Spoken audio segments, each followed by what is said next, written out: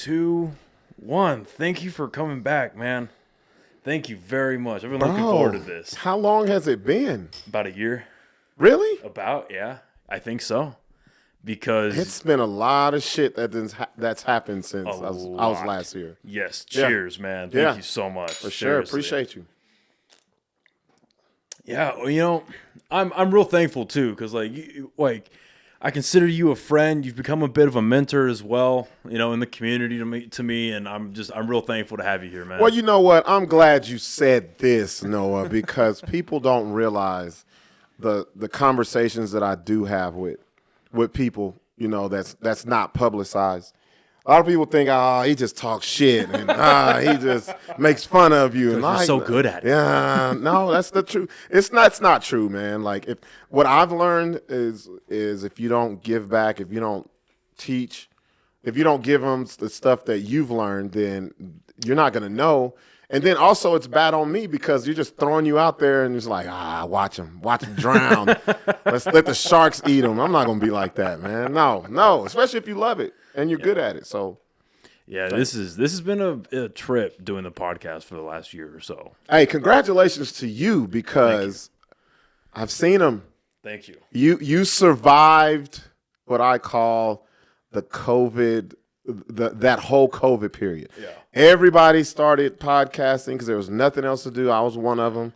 Me and Six and Larry, and there's not too many that are still around, man. We were just talking about this. Me and Larry was like, man, it sounded good when the world was shut down, but do you really want to do it when you still got stuff to do? So, well, I didn't expect it to last as long as it did. I tell people this, like I never went into it thinking, this is going to be a thing, and I'm going to do it all the time, and it's just an idea. Yeah. Like, it's like, this people seem to like it. Excuse me. People seem to like it, and it looks fun. So I was like, let's see if I know 10 people. You know what I mean? Like, see if I know 10 people, and let alone know 10 people that would do this. Yeah. And then after some time of figuring out how to do it, how to get equipment together, how to, all the logistical side of it, I fell in love with it, man. Yeah, man. I fell in love with it. You had way better plan than I did.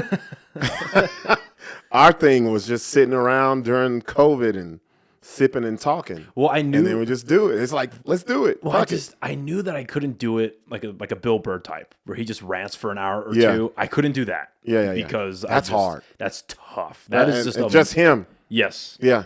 That is tough. And then I give you and Six a lot of props because you guys have guests on here and there, but it's just you guys. Yeah, and then Larry in the background. You know, we had to change our format because you've seen it. We were bringing on a lot of comics and people were coming on. A few of them were okay though. Yeah, but I just didn't like it because I was like, it doesn't show who we are. And then the people would come on and it really wouldn't show who they were because they would get in front of those cameras and the lights would pop on and it'd be like, hey. What's hi? Everyone's out there watching. Nah, we don't want that shit. We want the real you, you know? So it was hard to get people to open up. It still is. So we were like, you know what, scrap all that shit. We may have guests here and there, but besides that, it's just us. Just us, man. Yeah, it's funny you say that because I'll do a podcast and it takes better than anybody else. It takes a while for someone to kind of get warmed up to it. You got to kind of it's like, I hate using the analogy because nothing I do here is threatening, but like you don't throw a frog into a boiling hot thing of water. You slowly turn up the heat. Right.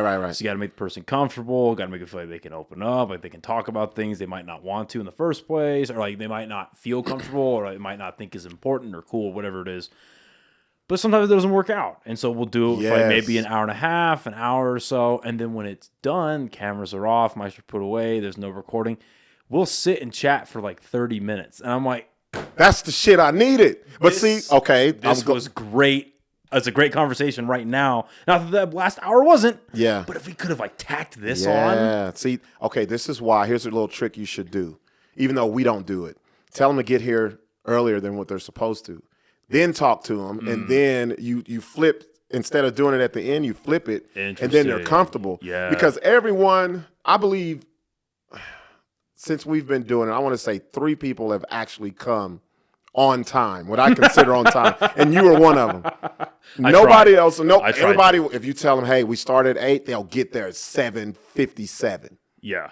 And then you're like, I'm like, damn, how am I going to open this person up? Yeah. But you know, our format is super long. We'll do that first hour, and that's when we take our time to open them up. And then, it's time for the Ratchet Hour. We really...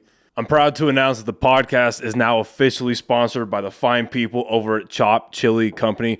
Guys, this is some of the best chili you can get here in the state of New Mexico, and they are online as well as in stores.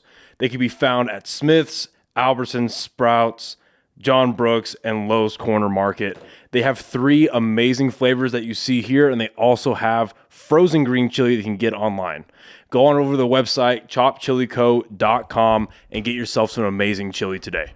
I got to be honest, into it. I love the running joke that Larry is a racist. Yes. I love that running joke so I'm never going to stop it. Never. I love it so much. Never. You know where that came from, right? No. All right, so I thought it was the lack of a haircut and the beard. No, he looks the part. He looks the part. And Larry's great. I love that guy. He's helped me out a lot too, equipment wise. Larry, shout out to Larry. He gave me so much guidance. I'm glad you hit him up. Like a lot of just pointers and insights, and whether it was like 2 PM or like I think one time I was just like, you know what, I'm up late. He'll probably see this in the morning. And I shot. And this is when you wanted to go live, right? Yeah. And I shot on messages like 12 a.m. and he got back to me at 12 in the morning. It's like, what the fuck? Oh, Larry is good dude. He's plugged into the Matrix, man. I don't think he ever sleeps. But the whole Larry is a racist came from, we were talking about women who were nagging women. And Larry, you know, at the beginning of our podcast, Larry wouldn't talk that much. Then we was like, he's like the other person, but you don't see him. Yeah. And he goes, yeah, women are naggers. But he kept talking. He's like, yeah, I hate when women are such naggers. And I said, whoa, hold the fuck up, Larry. Wait a minute, you've been trying to get that one off. Like, and if y'all could have saw his face, if you could have saw his face, you know what Larry looks like. Yeah. Man, he was red as fuck. He was like, no. And so me and Six just dug into his ass, and so we was like, you know what? We're just gonna lean into it. That's what it is. Larry's the racist. That's fucking hilarious. Holy shit. I gotta send you that clip because to me that's the funniest clip we've ever had. That's hilarious. For real. So how long ago did you guys come up with don't tell me, I want to get it right. Yeah. It's Caucasoid, brother, beaner, or other. Okay, so you can leave off the hard R's. It's Caucasoid, brother, beaner, or other. And so what that is, I'll tell you what it is, and I'll tell you how we came up with it. Dude, you're fucking hilarious. So this is what. So what it is so it started. We've only been doing this from like. It's been this year, earlier this year. I feel like it's a segment this year. A lot of people want to do. Oh, yeah. They don't have the balls to do it. Yeah. Well, shit, look at the show. It's funny. It's me, Six is the beaner, I'm the brother, Larry's the Caucasoid. Yeah. And so what it is we'll pick news stories. It could be old or new. We can't say where, we can't say names. We leave out details. And we just tell you the story, and you have to tell us if it's a Caucasoid white person, Caucasoid brother, black person, beaner, Hispanic, or other. And then when you say other, you got to say what the other is. And then you just don't tell us. You got to give us your thinking. Yeah. So, and that right there just makes it funny. Yeah. So how we came up with it is I had a comedy show in Phoenix. I did Tempe Improv, and we were driving back. Me and Six were driving back. And we always, we talk, and I was like, man, there's just something missing that we don't have that's reoccurring besides the Ratchet Hour that we can do. And we were listening to, you remember Rude Jude? Rude Jude, you may be too young. Rude Jude was on the Jenny Jones show. Was it Jenny Jones? Yeah. He was a guest or somebody. He was a heckler.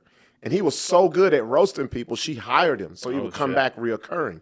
So Rude Jude is now on Sirius XM Radio. Oh, okay. He's on, what's Eminem's? The Shady 45? Yeah, Shade 45. So every day, Monday through Friday, Shade 45, I want to say at like 2 or 3, Rude Jude comes on. Oh, shit. And I was listening to him, and he did this. He would do a news story, and you had to tell what race did it.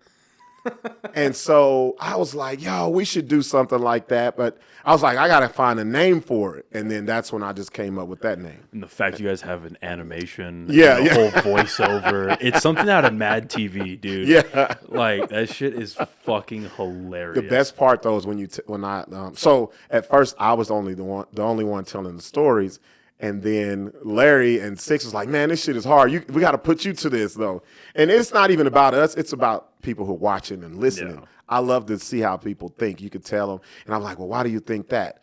And it's like, it was the one we had the other day. It was a story about a guy. What the hell did he do? Oh, he robbed his own mom's house. Robbed his own mom's house, right? Jeez. And the story was he didn't think it was robbery or it wasn't burglary because it was his mom's house, and he did it in the daytime. That's what it was. He's like, I thought it had to be nighttime to be considered burglary. So everybody was like, Cockazoid, tell me why. Oh, they don't care about their mom. It can't be a brother. Brothers love their moms. Like, it was stuff like that what makes it funny. So, yeah. Who did it turn out to be? Do you remember? Yeah, it was a white dude. Yeah. It was Cockazoid. That sounds like some uneducated white trash. Like, it was Cockazoid. And you can't tell what city it's in or nothing because that tips you off. Give it away. Yeah. That's fucking hilarious. When you have guests on, and you've had some interesting ones lately, let's say in the last like 6 months, you've had a few real interesting ones. Yeah. When you have them on and it turns into a debate. Yeah, I love it. Those are the ones I want. So when I'm watching this, there's like a look in your eye where you just want to tear in and you want to just rip this shit apart. Like, is that a muscle you've had to develop over time? Where it's like, okay, there's a time to be professional. Mm-hmm. There's a time to finally dig in because they're just not getting the point. Mm-hmm. Like that, because we talked the last time you came on, we talked about not changing who you are depending on your audience or where you're at, but just handling a conversation. Right. So to extrapolate that, when you're kind of like code switching, that's what I call it. Exactly. Yeah. So when you're dealing with whether they're argumentative, they refuse to see your point, like what's going through your head? It's funny that you said I have this look in my eye because my sister's always told me this. All right, so I've always been able to communicate. I can talk to anyone. Yeah. I don't give a damn what your background is. You can be from the street. You can go to college. I know how to talk to you. Now, when it comes to the debating thing, this is why I like these are the guests that I like to have on now. People who don't see eye to eye. Because I don't want to talk to somebody who just agrees with me. I want someone I can learn some shit from, and you can learn some shit from me. But now, if I'm passionate about it, I know it. I know A to Z. If I don't know something about something, I'll tell you I don't know. There's no conversation. I'm listening to you. Yeah. But if I know, you better know too if you have a disagreement, and you better have your facts straight. Because I have looked, I got receipts. I'll tell you why I think something, and it'll make sense. And I want someone to do that for me. Yeah. So, oh man, I do get giddy, man. I love it. Like if I'm passionate about something, if I know it, and I know like you're not doing it right or you're wrong, or because I won't attack you. A lot of people, they get my social media persona mixed up with who I really am. Yeah. That's entertainment. I don't give a damn about that. That's just out there. But in person, I'm well, I'm more well-rounded. I give you a shot and all that. But then it gets to the point where I'm pissed off. I'm like, what the fuck are you talking about? And then that's when I'll take it there. Yeah. But I know how to do it though. I know how to do it. It's I don't know how I'll know how to do it, but I've always known how to do it. Well, I think this is from an outsider looking in. I think because you don't go into it looking to like promote an agenda. You're not looking in to stay biased, to like flat out deceive or lie to somebody. You know what I mean? Yeah, so people think okay, I'll give it. Like people think, man, Buck put him on there just to embarrass him or talk shit. No.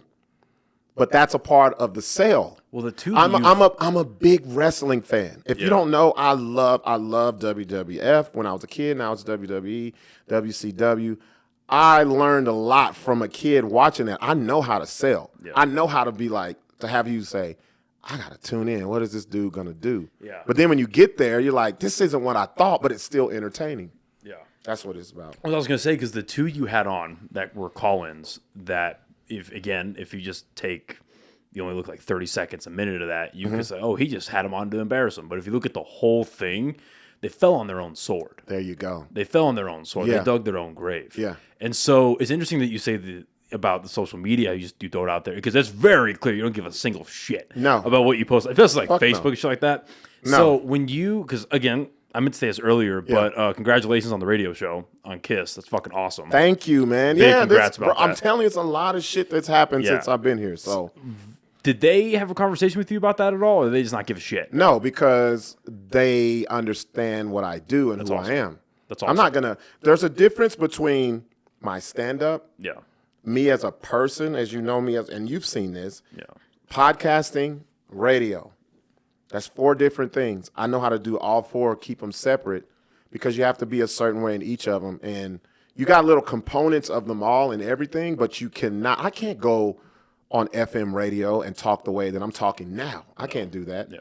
I can't go on there talking the way that I talk on stage when I'm doing stand-up or I'm hosting. I'm not going to host the way I sound on the radio. Well, her and I were literally just talking about the last time we saw you do the hour-long. You talking about the coochie pink, booty hole brown shit. Yeah. We were just talking about that like 30 minutes ago, dude. Oh, speaking of, glad you brought that up. That's coming out soon. Larry's finalizing that. I'm putting that out as an hour special. Me and him sat down. It came out to be like an hour and like 13, 14 minutes. Nice. We skimmed it down to like an hour and between 3 and 5. Okay. It's tight. Nice. And I'm my biggest critic. I was cringing because this was the very first time I sat down and watched my stand-up with someone. It was with Larry. Larry, if y'all don't know, Larry is a student of comedy. Yes. This guy consumes stand-up. Yes. He's a connoisseur. He watches everything.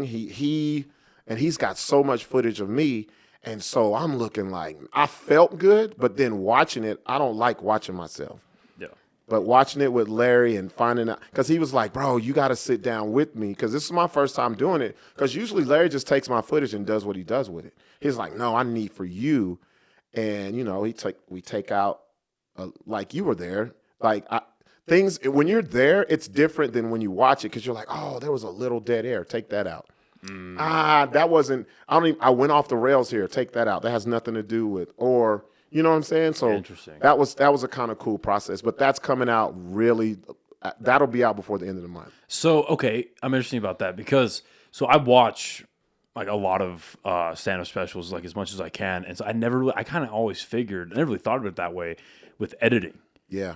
because I always thought they just had like different camera shots, but it's just one single thing. These people have it down to an hour. So fuck no. Okay, here's how it really happens. Here's how it really happens. They usually, back in the day, I want to say not even back in the day, maybe I would say about 6, 7, 8, maybe 8 years ago, you would do 2 locations, and you would wear the same clothes. Oh shit! And you would do your set both places, and then boom, you would sit down like that. Now, I know the comedians are doing, the big ones, they're doing 4. And then they're picking, some may just pick 1, or they'll pick from all 4 and plug them in. Oh, shit. We didn't do that. As you can see, even though Larry wanted me to, I don't think I'm on that level yet. Okay. Because I can do the same set, because I did that on a Wednesday and I came back and did it again Friday. At Dry Heat, right? And I watched them. They are not the same at all. Well, and are not. They're the same concepts, but they are completely different. Well, you brought it up at Revel, and this is not a slight to Dry Heat, but I agree. And this is purely off of what I've heard, secondhand, third-hand, up? Right? You brought up at Revel, where it's like the stuff you're doing there, that can't delivery, do it over there. The delivery, the execution, yes. Maybe even some of the concepts, they're not going to hit at Dry Heat. They're not, and vice versa. Yeah. I learned that when I first went to Dry Heat, I was like, okay, because I've only done Dry Heat a handful of times. And it was the second time I was there, I was like, I see. Yeah. But I can do it. But I got to pivot. You got that, but that's the versatility that you got, that you have to have. So how much, because in film, editing can make and break a movie. It can absolutely just trash it. Did you, when you were editing that and going through it with Larry, did you like see where the editing could really fuck up your special as it was coming out? Fuck yeah. Yeah. Or I could see if shit that I wanted to leave in could fuck it up. Really? That's what it was for me. And it was funny. Me and Larry are so in tune. What we did was he came over to my crib. We sat on my couch. He set it up on the TV, and we just watched it. And I'll be like, wait, take that out. And then next thing I know, me and him are saying it at the same time. Yeah, that we're both saying it. And I was like, good. We're at least in tune that way. How long have you guys known each other?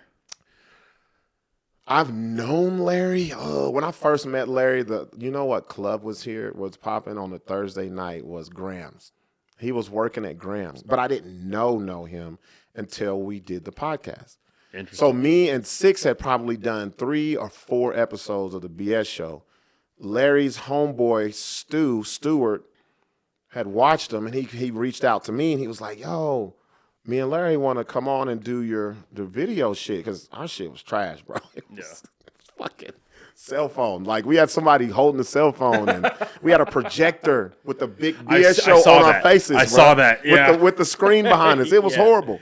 And that's when me and Larry became real tight, because he was like, yo, he says, I've been following you on social media. Larry did the last, when I had, Nexus. When I used to do Nexus Thursdays, Larry hit me to come film one of the last ones there. And he was like, man, I've been wanting to fuck with you. I've been watching you on social media, And that's. And how long ago was that? The Nexus? When he like approached you guys with the podcast. Oh, that was the pandemic, the very beginning of the pandemic. Yeah. I've heard of and known of Larry, but not know Larry. Now he's one of, I only got, I would say, 2 really good friends, and Larry's one of them. That's because I would have, especially with the way that you guys interact, like I would have guessed that the 3 of you known each other for well over 10 years. No, and that's just the time we've spent. Yeah. That's awesome. Larry's the guy, when he'll tell you before or after a show if I feel it or not. I'm like, oh, bro, I'm not feeling it. He'll be like, you'll turn it on when the lights come on. When they say your name, you'll be great. Or he's the person when I get off stage. He's the only person. Him and Six are the only person. Well, Six is usually doing business shit. Yeah. But Larry, he's there with the camera. And I'll be like, Larry, what do you think, bro? He's like, shit, you killed it. Or he'll tell you, you wasn't on. Like, see what I'm saying? That builds a good friend. Them giving you because I know he's going to tell the truth. Like actual criticism. Yeah. And knowing that you can, because like you were saying. Plus, he's earlier, a racist. He don't like shit black people do, man. You fucking, whatever, nigga. Yeah, man. Because you were saying earlier with your guest selection, like, you don't want to have people around you interact only with people that just tell you yes. Yeah, that's not going to get you anywhere. No, and that's not good for entertainment purposes either. No. Fucking sucks. We run around in a circle. Yeah, and plus that's why I think our show works, because we're all from 3 different backgrounds, 3 different walks of life. We can go to the same places but see things differently. Yes. Yep. Yes, I agree. I've thought about that, but I've never like articulated that for myself watching you guys. So that makes perfect sense, because we were just talking about that, about your show. How it's obviously you're the entertainment piece. You're the front and head of entertainment. You're the one on stage. Right. Six is right behind you, getting the entertainment stuff together, like the actual booking and producing. 6 is the business. Yeah, business minded, the brains and all that shit. And then Larry's there putting everything together for everyone to see. Yep. Which is awesome. Yep. So one thing I've been meaning to ask you this in person, but I've bit my tongue so that I can save it for this. Oh yeah, I like shit like this. So, 2 things, but where I want to start is, and it's about you. I guess I could ask about stand up in general, but specifically to Albuquerque. Yeah, because there are really, in my opinion, and I've not seen everyone do it. So I can only. You're coming to me as a consumer of Albuquerque comedy. Yes, there are only like 3 or 4, including yourself, 3 or 4 truly great stand-up comics here. Right. And I feel like everyone else is like they're working on it. They're trying to do comedy. They're like You're giving them way more credit than I do. I'm trying to figure out how to put this right. Yeah, they're.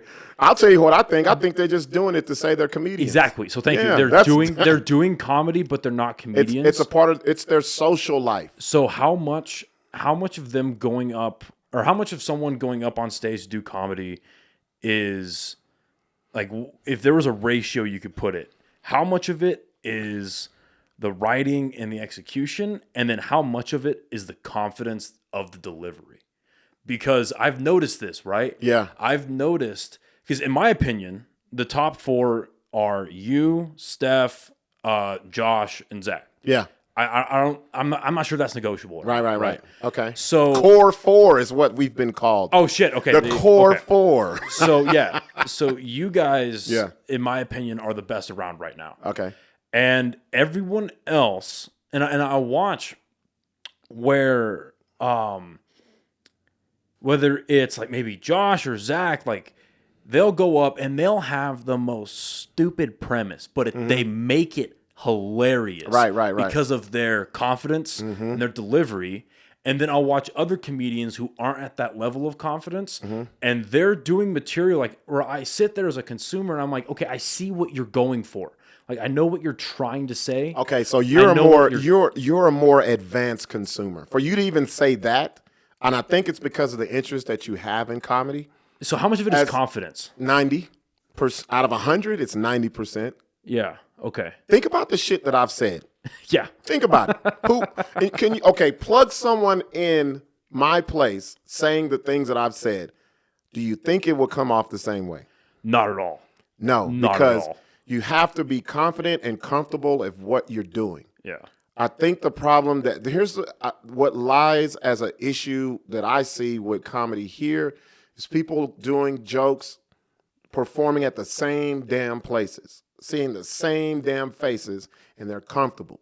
And if you do that, damn, you should at least be confident in that space. So what happens when you move to a different space and you don't recognize those faces? Right. Like, it's not even, you shouldn't even be worried about who's in the crowd. Yeah. It should just be you versus you. When they say your name, you black out. You just be like, I'm finna say whatever. It's crazy you brought this up, man. We did Jokes and Jams last weekend. You know what our Jokes and Jams is. Yeah. We bring music acts, and we bring in big comedians, and we go in the back and revel and have a good time. So there was and you guys sell that bitch out too. Yeah, man. It gets packed. Yes. Like, I'll be real, like this is not a shock to you. Like, Jokes and Jams is not really my type of show. It's not my genre of music, and like I'd be there for like the comedy and it's not my gig. And you know what? It's a different type of comedy. But I gotta say, that last one you guys did like a few months ago. Oh, with Baby Bash, and it was like damn near 2,000. I saw the footage of that. Yeah, I was like, I know you guys sell this stuff out. I know you pack it out well, but holy fuck, I did not imagine that big of a crowd showing up. You know who that's on? That's on 6. That's so awesome. That's on 6, knowing that the consumer. That gave me hope. I was like, okay, so shit can happen in Albuquerque. That's not just like big, like outside people coming in to do things. Right. You know what I mean? Yeah. Oh, I'm glad you said that. You know what I mean? Like that was, there was big acts that came in, but that was born and bred out of New Mexico people doing things. Exactly. So referencing that show, the host his name was Grossman. Grossman's out of Houston. He's a comedian, right? Yeah. So we had Concrete. Concrete's on Instagram. He's been doing comedy 18 months. Last time I saw Concrete. This is the last Jokes and Jams. Yeah, this last one. Concrete came through Albuquerque. He'll actually be here in August at Revel. So last time I saw him, he came and they were in like an RV, an old RV, and they were doing like a little RV tour. But he wasn't a comedian yet. He was just doing skits, like IG skits. So now he's flipped it to where he's on stage. So we had him. Then you have Alfred Robles, who is hilarious. I've heard great things about him. Man, this guy, I was a fan before we even booked him. You know, I actually kind of fanboyed out. Yeah. When I met him, I was like, hey, man, like, I follow you on IG. And he was like, okay, I'm going to follow you back. I was like, for real? I was like, let's get a picture. I was like, damn. Like, look him up. Alfred Robles, Robles. Hilarious. Then Grossman. Grossman, I had heard of him and I'd seen him, but I didn't know. I'm talking to him. He's been in the game 26 years. So for someone like him and Alfred to meet you when you get off stage and be like, bro, how long you been like, to give you, not to give you pointers, but to give you prompts. Yeah. It lets you know you're on the right path, man. And we have the talent here. It's not just us four. Don't get that twisted now. It's more people that are here that are talented, but there's different levels. But you have to understand, you have to not be complacent where you're at or who you perform in front of. Like, I got to give props to AJ Matthews. He's great too. AJ went, that was his first Jokes and Jams. And I could tell he was nervous as fuck. He was shaking like a leaf. I tried to leave him by himself. I didn't fuck with him. Usually I'd be like, you scared, ain't you? I didn't fuck with him. I'm like, boy, don't go out there and fuck it up now. Like, I didn't do that. Because usually I fuck with people like that. How big was the crowd this last time? It wasn't as big as the last one. I want to say maybe 400. Okay. 4 to 5, because we cut it off in half. Oh, okay. Because we had issues. One of the groups, Shy 90s R&B group, their main singer had a heart attack, like Wednesday, and the show was Saturday. So we was on like, should we scrap this or not? But anyway, AJ, he went up there. You could tell he was nervous as fuck. That's probably the most people he's ever performed stand-up, not hosting. I know he hosted for someone who came to Kiva. But he was doing it, and I was watching him, and his stage presence, you can tell. Maybe people who don't do this can't tell, but we can tell. And Grossman pulled him to the side. He was telling him, hey, man, you don't want to do the ums and ahs, or hey, this is crazy. Like he said, you want to be confident. That's the first thing he told him. So yes, it's 90% confidence, 10% all that other shit. That's for real. That's it. It sounds easy, but that's really what it is. What it seems to me is the best way you become confident is you're on stage often doing your own material, and then like privately rehearsing and really being like, because I feel like, I don't know, bro. Like for me, what you're saying would never work for me. Really? Fuck no. So what? For me, I know I'm finna kill these motherfuckers.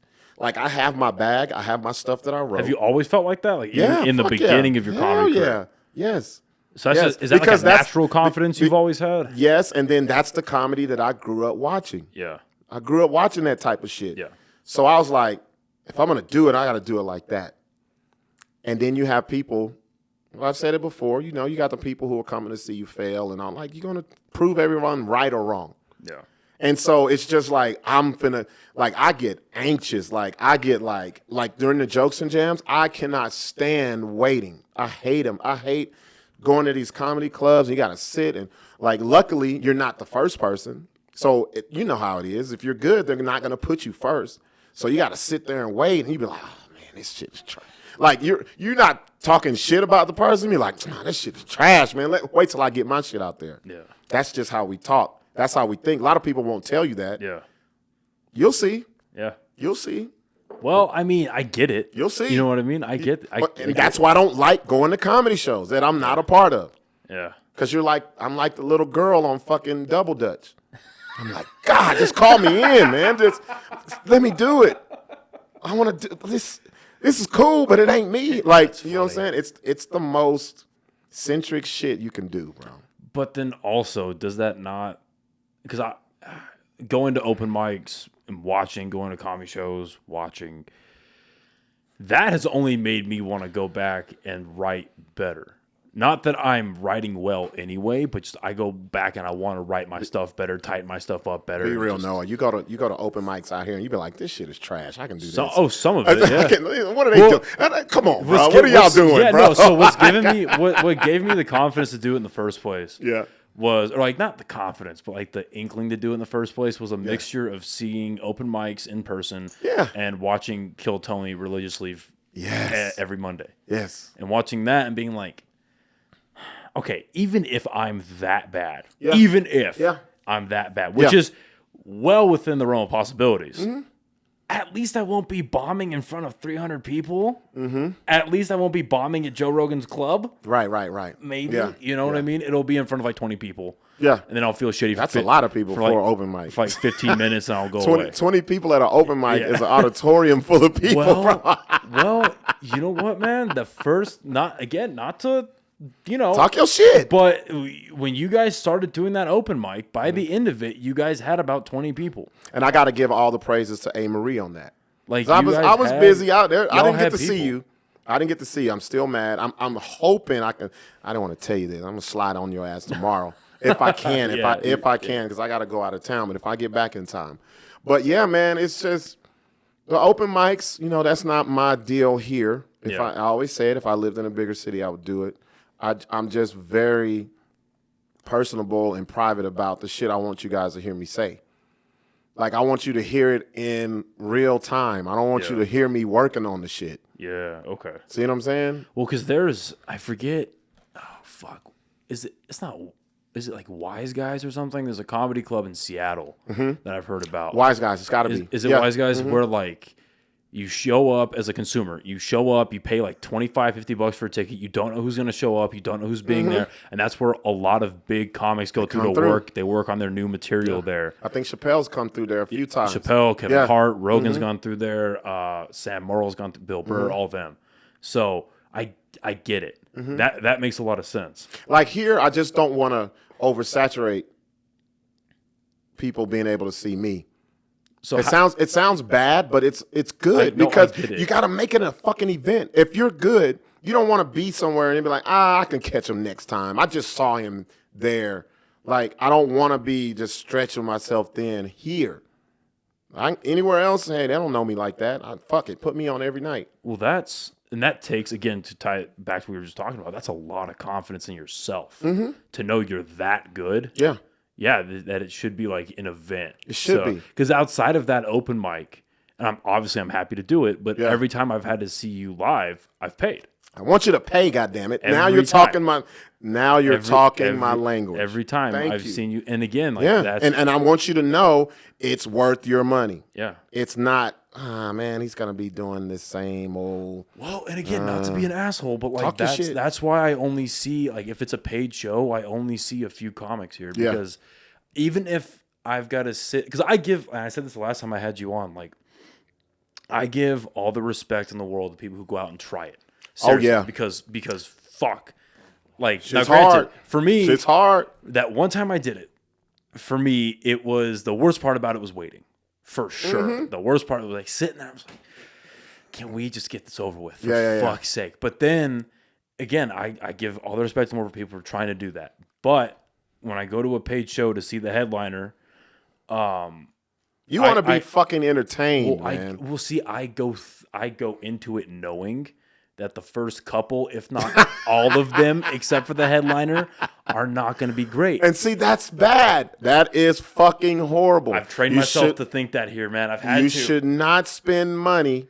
This is why I tell people who book these shows, who are producers, whatever the fuck they call themselves, if the show's not good from host till headliner, it's not a good show. You should not make people wait to go through trash to get to the good stuff, because by then some people may leave. They're like, man, if they're trash, what am I waiting for? Like, and that's when other people need to step their game up.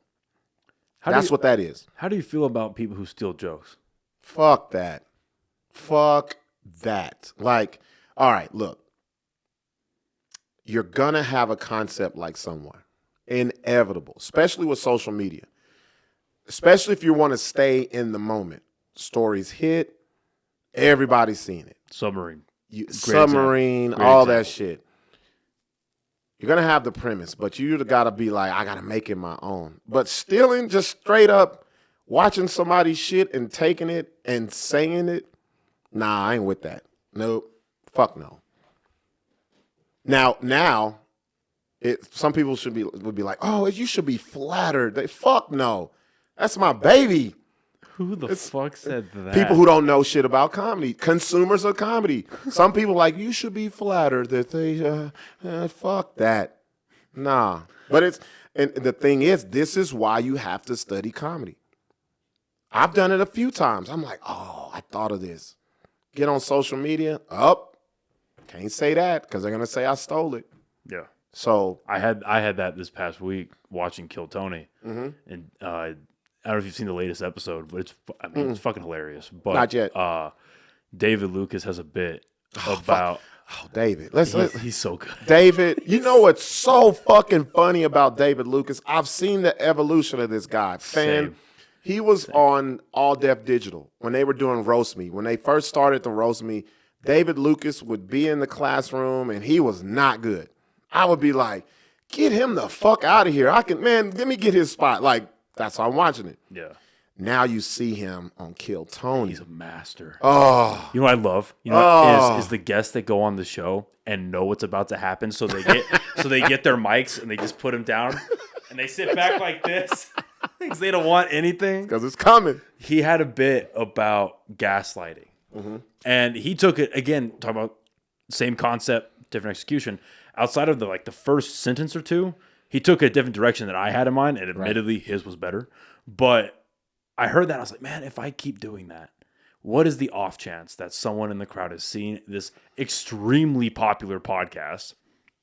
Maybe not Friday night, maybe not in 2 weeks, but a month from now. Yeah. And I'm like, everything's getting recorded. That's why you have to. And also, I don't sit well with that. Knowing that. No, let me tell you. Let me tell you who is the comedy bank and can go in the archives on your ass and be like, they stole that. And it was from Sam Kinison, 1983, Seattle, Washington. Larry. Yeah. Larry's come to me and be like, he's come to me while the people were performing. I've texted you in real time while people are fucking performing. Stolen. Everything It's like from Nikki Glazier to Brad Williams to Joe Rogan. Thinking motherfuckers won't know. And, well, I'm just like, because again, and I've told you this before, where it's like when it comes to just like not being entertaining, I feel bad criticizing, but when it comes to stolen stuff, that's where I kind of don't really care. No, see, you shouldn't feel bad for either. You just sat here and told me you spend money to go see comedy shows. Boom, you're an expert. That makes you an expert. I don't know. That makes you an expert consumer, not an expert I see comedian. Yeah, because you're willing to go out and just like you can go watch Justice League and be like, this movie was trash. Tell me why. And you tell me. Yeah. And I'm like, okay, I'm going to listen to you. Yeah. You can do the same thing with comedy. If you paid for it and you went to go see it and someone be like, yo, no, what about the comedy show? Ah, bruh. Who, what, when, where? And they want to know and you give them the rundown. Yeah.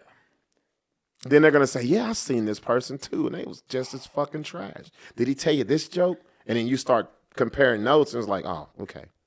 Yeah, so if you pay, you are a very professional consumer and you've earned the right to talk your shit. That's in anything. Yeah. That's in anything. No, that makes sense.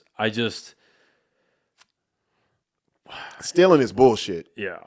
You got to do your research. Yeah. It's interesting how people do that, continuously do it. And I'm like, because I try not to be a cynic about it, but it's like, okay, either this person is an extremely charming business person where they can simultaneously. It's like, man, he's got the same thought process and pen as Bill Burr. That motherfucker's a genius. What is he doing in Albuquerque? Right? No. It's like, well, they can steal jokes and keep getting booked, so they're great at business. Good job. Or is the Albuquerque comedy scene hurting that bad where they're going to keep booking people who do this habitually? No, I think, you know what I think it is? I think the consumer is not up on what comedy is just yet. We don't have a comedy crowd who's well-versed in comedy. You still remember, we're doing shit in bars. We're doing shit at breweries. Yeah. You got people who are well-versed in drinking. They don't give a fuck about a comedy. So if they hear some shit, like, oh, that's funny. But then to the trained ear, you're like, man, bro, okay, I got a perfect fucking example. The one-liner tournament. They don't say no names. Someone advanced, and they said a whole fucking meme. Their one-liner was a meme, word for word. What was it? Oh, fuck, what was it? Oh my God. It was about I think it was Chick-fil-A it was a Chick-fil-A Sunday food truck. Oh my God. I got, later on I'm going to find it and I'll send it to you. Said it word for word. When I heard it, I looked and it was 3 other people and was like, yo. And he won. The crowd went crazy because it's funny. Yeah. There's a lot of people who do that too. To me, that's another thing. Like the memes, the joke stealing, like you got to do your homework. And I think this is how I can tell. If you really love what you do in your craft and you want to advance at it, you got to get it out there. You got to film it. You got to put it in social media.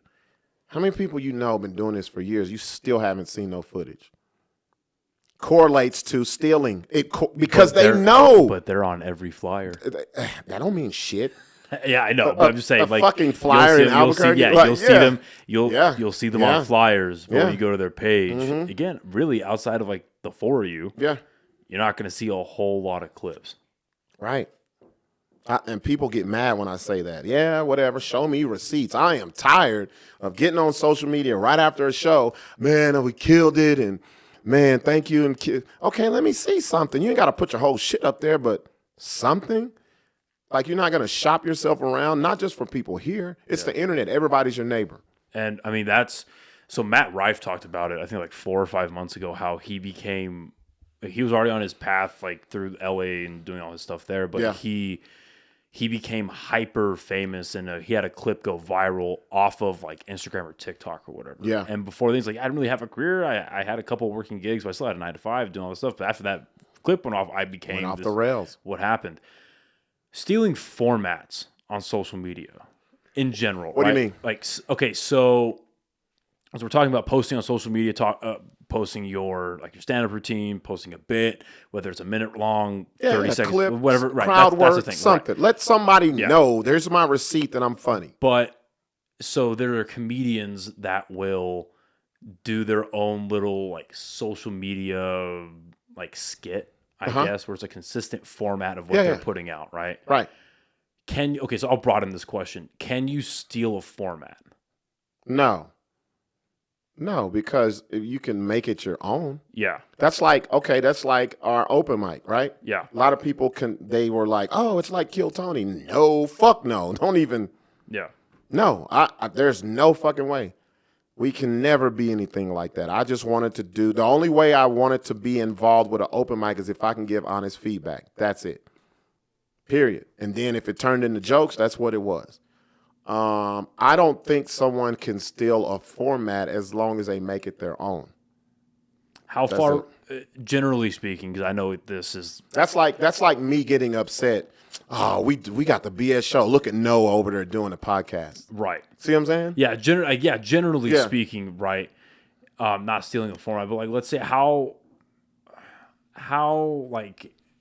I feel like it's like you know it when you see it.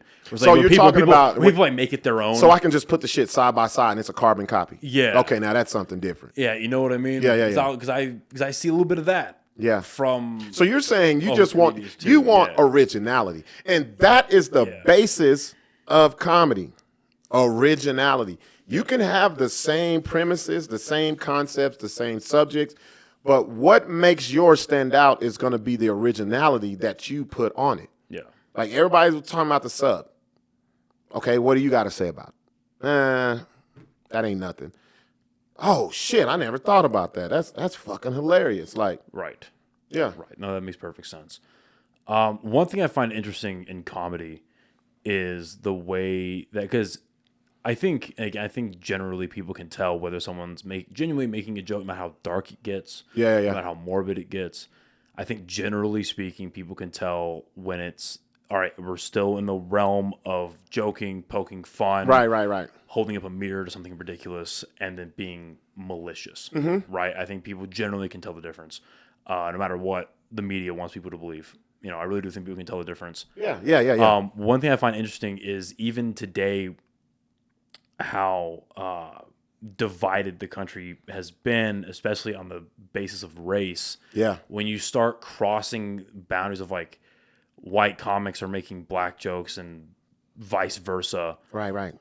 When, in your opinion, when it comes to just race crossing in general in comedy, how are there like key points of a bit or key elements of a routine that keep it in the realm of, yeah, they're obviously still telling a joke, it's not malicious anymore? Yeah, I'll use myself. So, you know, I learned very quickly. I hope I worded that right. Yeah, I know what you mean. Okay. I learned very quickly that I needed to talk about Albuquerque in my fucking jokes. Because I didn't want to do it. I'm like, everybody does that shit. I was like, you know what? I'm going to do it from my perspective and make it my own.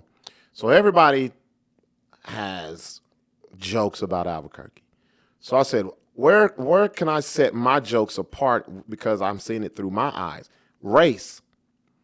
So I'm working on one. You heard me tell this the very first time at the open mic. I'm working on it. I haven't even hit a stage to really tell this joke. And the premise is I thought all New Mexican fathers were racist. And so you just let that marinate, and people are like, what the fuck is he talking about? And notice I didn't say Mexican or Spanish. I said New Mexican fathers. Yeah. You can take it to the race part your damn self. Yeah. And my thing is because they judge you on how well you can service a swamp cooler. Yeah.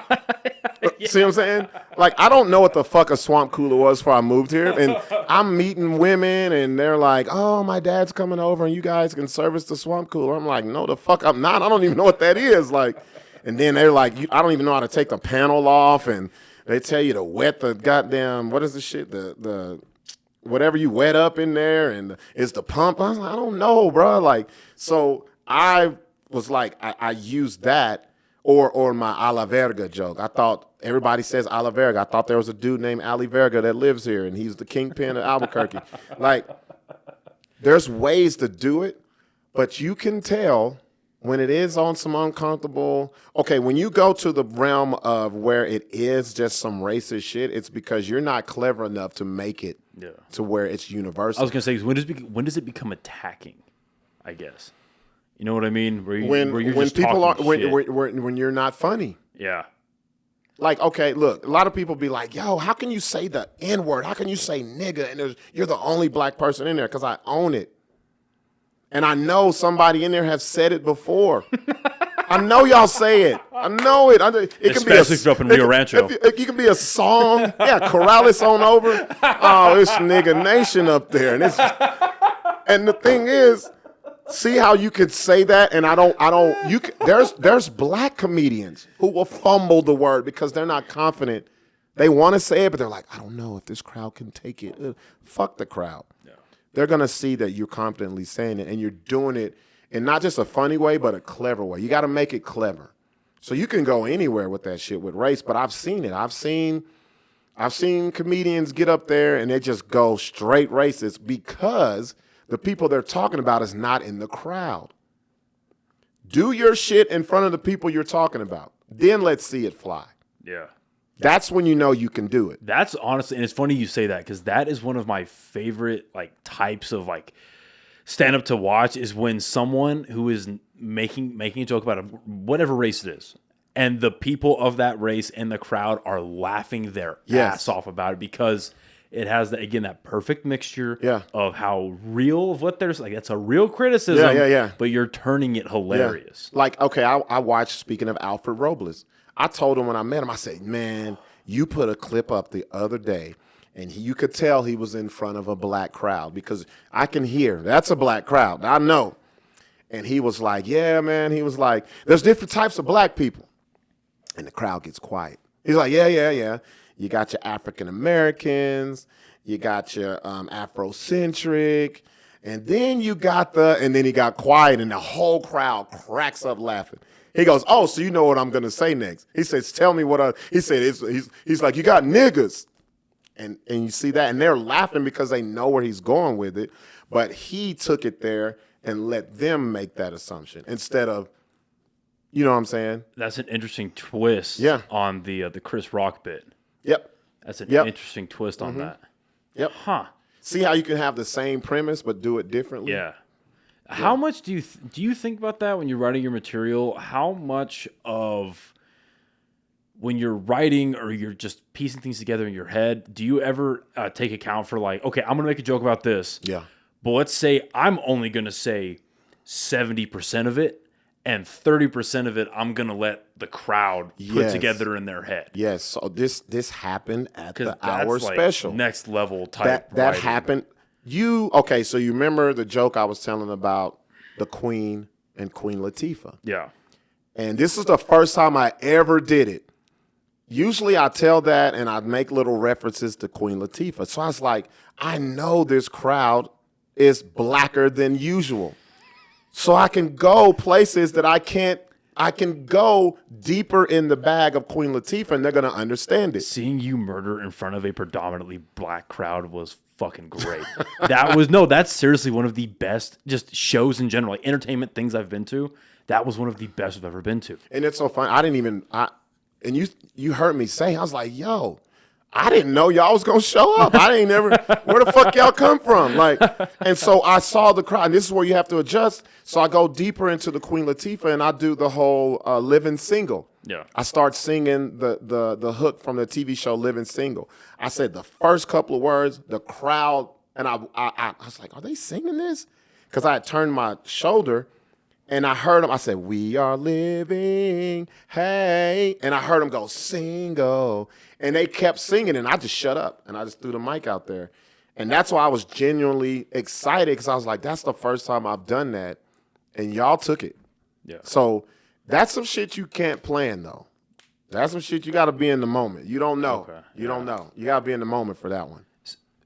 What is it about, whether it's your writing, your delivery, the obvious confidence you have, like, because again, a lot of the jokes you make, just because there is an age gap, like there's a lot of like references that I don't pick up on. Yeah. There's a lot of references that she didn't pick up on, but because of the delivery, because of the You writing, laugh. Thank you. I'm like, I don't know what the fuck he's talking about, but this shit is hilarious. So we're like, we'll switch off. That's what I'm talking so about. We'll be sitting there and we're doing like our homework. I'll be like, Thank you. And it makes you go on your phone. I'll be watching the comedy. She'll She'll be doing this. She'll watch the comedy, and I'll be doing this. So we're trying to like put together like what the fuck is he talking about? Because I want to like even like recent stuff. My coochie pink, my booty. I don't listen to that. I don't. I listen to rap. I don't listen to whatever the fuck that is. You know what's so funny? Because my daughter put me on that song. I got a 20-year-old. My daughter turned 20 June the 20th. And she put me on, and I was like, what the fuck is this? What am I sending you to college for again? What the fuck is going on? What is this? And I'm like, you know, when we was younger, we had Luke and fucking a 2 Live Crew and Too Short and shit, and we thought that was nasty. And Lil Kim. And so I was thinking, I was like, how the fuck do I want to start this special, this show? And I said, I'm going to do this. Because I know there's going to be 2 types of people in this crowd. People who got up and danced because they heard the song, and people like you, and was like, what the fuck is this? This is hilarious. Like, and so you got to cater to both. And I was like, I knew that would be an attention grabber. But yeah, man, that's the type of stuff that in the moment thing, because that's how you got to share your culture with people that you know don't know your culture or that's not in it. And that's why I love watching Josh Fournier. I know nothing about his culture, but we're the same, because now that I learn, I'm like, that's the same shit. Yeah. So I wish I could have saw you, like, I wish I could have saw your face. And then I kept doing it. So he was like, yo, what is this? Yeah, we were just sitting there like, this is fucking hilarious. But like, what is he talking about? Because you got people laughing at the song. Yeah. Because they know how ridiculous it is. And that was the same day Tina Turner died. So I correlated that. And then you got someone like you who've never heard the song. He's like, this is so fucking ridiculous.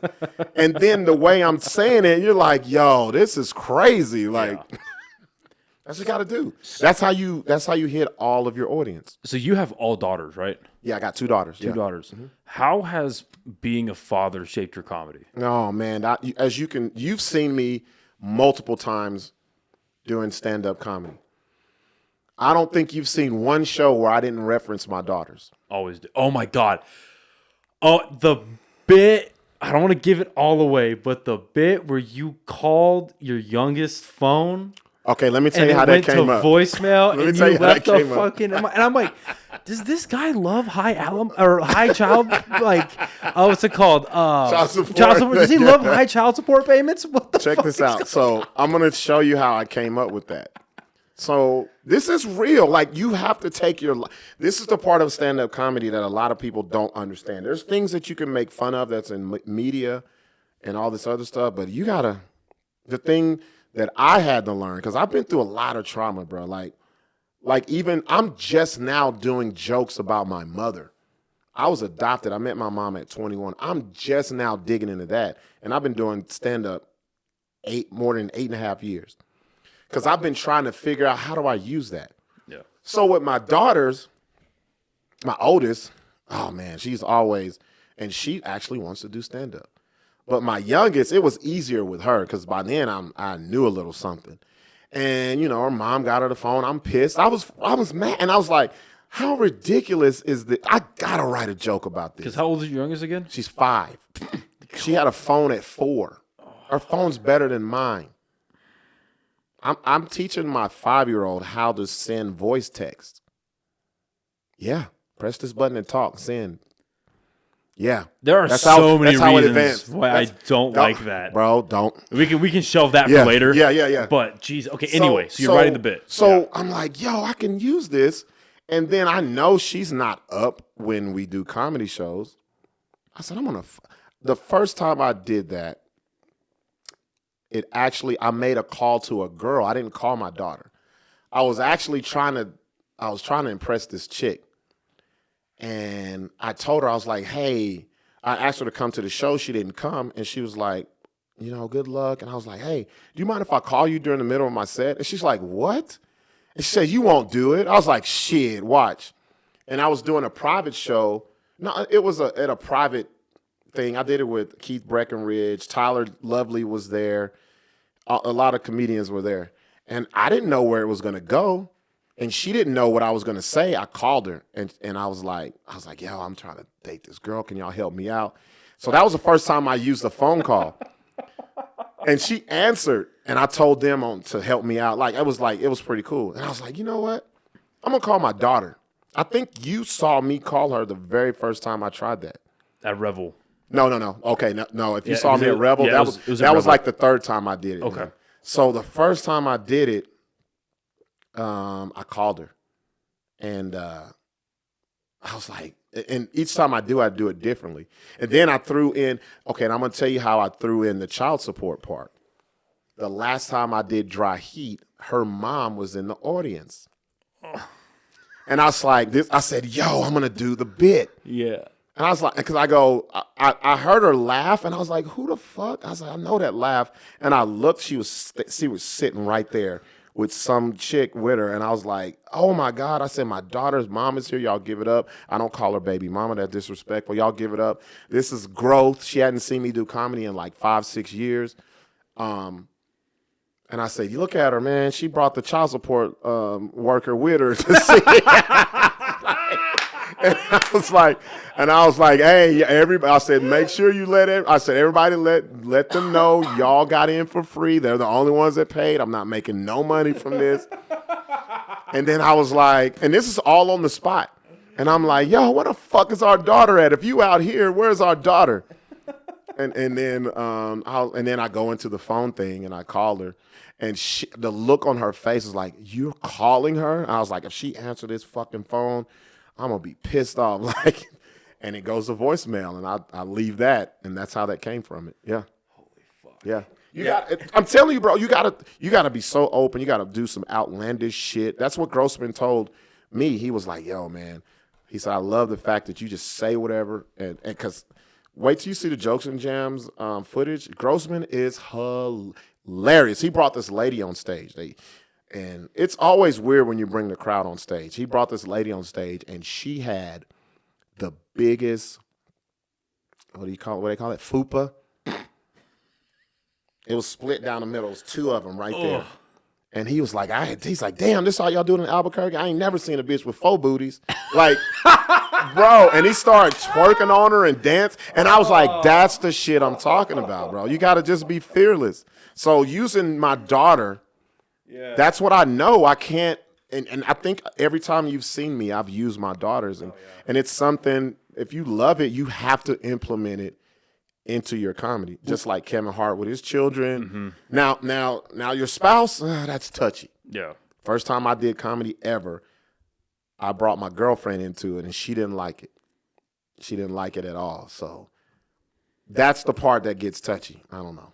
But it's everything else, man. It's on the table if you can make it funny. And plus, it makes you personable. Yeah, because it adds and you ain't stealing. Yeah, who the fuck can let somebody else? Oh, I called my. Like you be like, bro, you just told Buck's whole shit. Right. No one can steal your own experiences. There you go. Just like with a premise, you can have a similar experience, but you're not going to have the same exact. Exactly. Right. Yeah. So, your daughter told you she's thinking about doing stand-up. Yeah, actually, you know what? The first time my daughter seen me do stand-up is when I did Nexus. I used to have the monthly show at Nexus Silver Tap Room. And how old was she at the time? She was 16. Okay. And she's 20 now, you said? She's 20 now. Okay. She came with a notepad. Oh, shit. And she was writing down stuff. And I thought she was writing down stuff to tell me about my stuff. So we get ready to leave. She gets in the car with me. She goes, Daddy, I want to do stand-up. I was like, what? For real? Because I know she loves to laugh, but she was kind of shy, you know. And she's like, I made some jokes right here. And I was like, what? Fucking page full of them. And she told me the jokes, and they were fucking hilarious. And I was like, whenever you want to do, she's like, I'm going to do it eventually, but I'm going to write stuff. So we talk about it, but so whenever she wants to take the leap, I'm going to have her back, man. How does that make you feel? From both a comedian and a father standpoint. I'm proud as shit because I wish I would have got an early start. That's the one thing I regret, and people say I shouldn't say that, but I do. I started 30s. Then you meet someone who's your age, and they say, like Grossman, he's like, yeah, I've been doing it 26 years. I'm like, fuck. Yeah. He's like, name them. I've worked with them. And I'm like, fuck. Hindsight's 20/20 though. Yeah. Yeah. Interesting. Mm-hmm. I mean, no, it does make a lot of sense. But it makes me very proud that my daughter is very interested in it. Because I ain't gonna lie, she's one of the funniest people I know. Her social media is hilarious. I've shared some of her shit because I've literally laughed out loud. And people be like, that's your daughter. That's your daughter. So, yeah. It's a lot of influence happening all at once.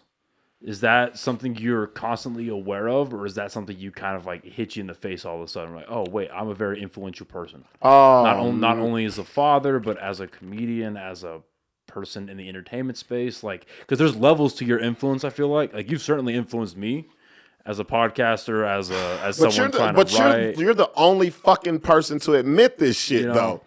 You're the only, because a lot of people, you know what I've learned, bro? When you're confident, a lot of people take that as you're a fucking asshole or he talks shit so they don't want to tell you. They be like, yeah, Buck, he does this thing. Well, I feel like that's a New Mexico problem.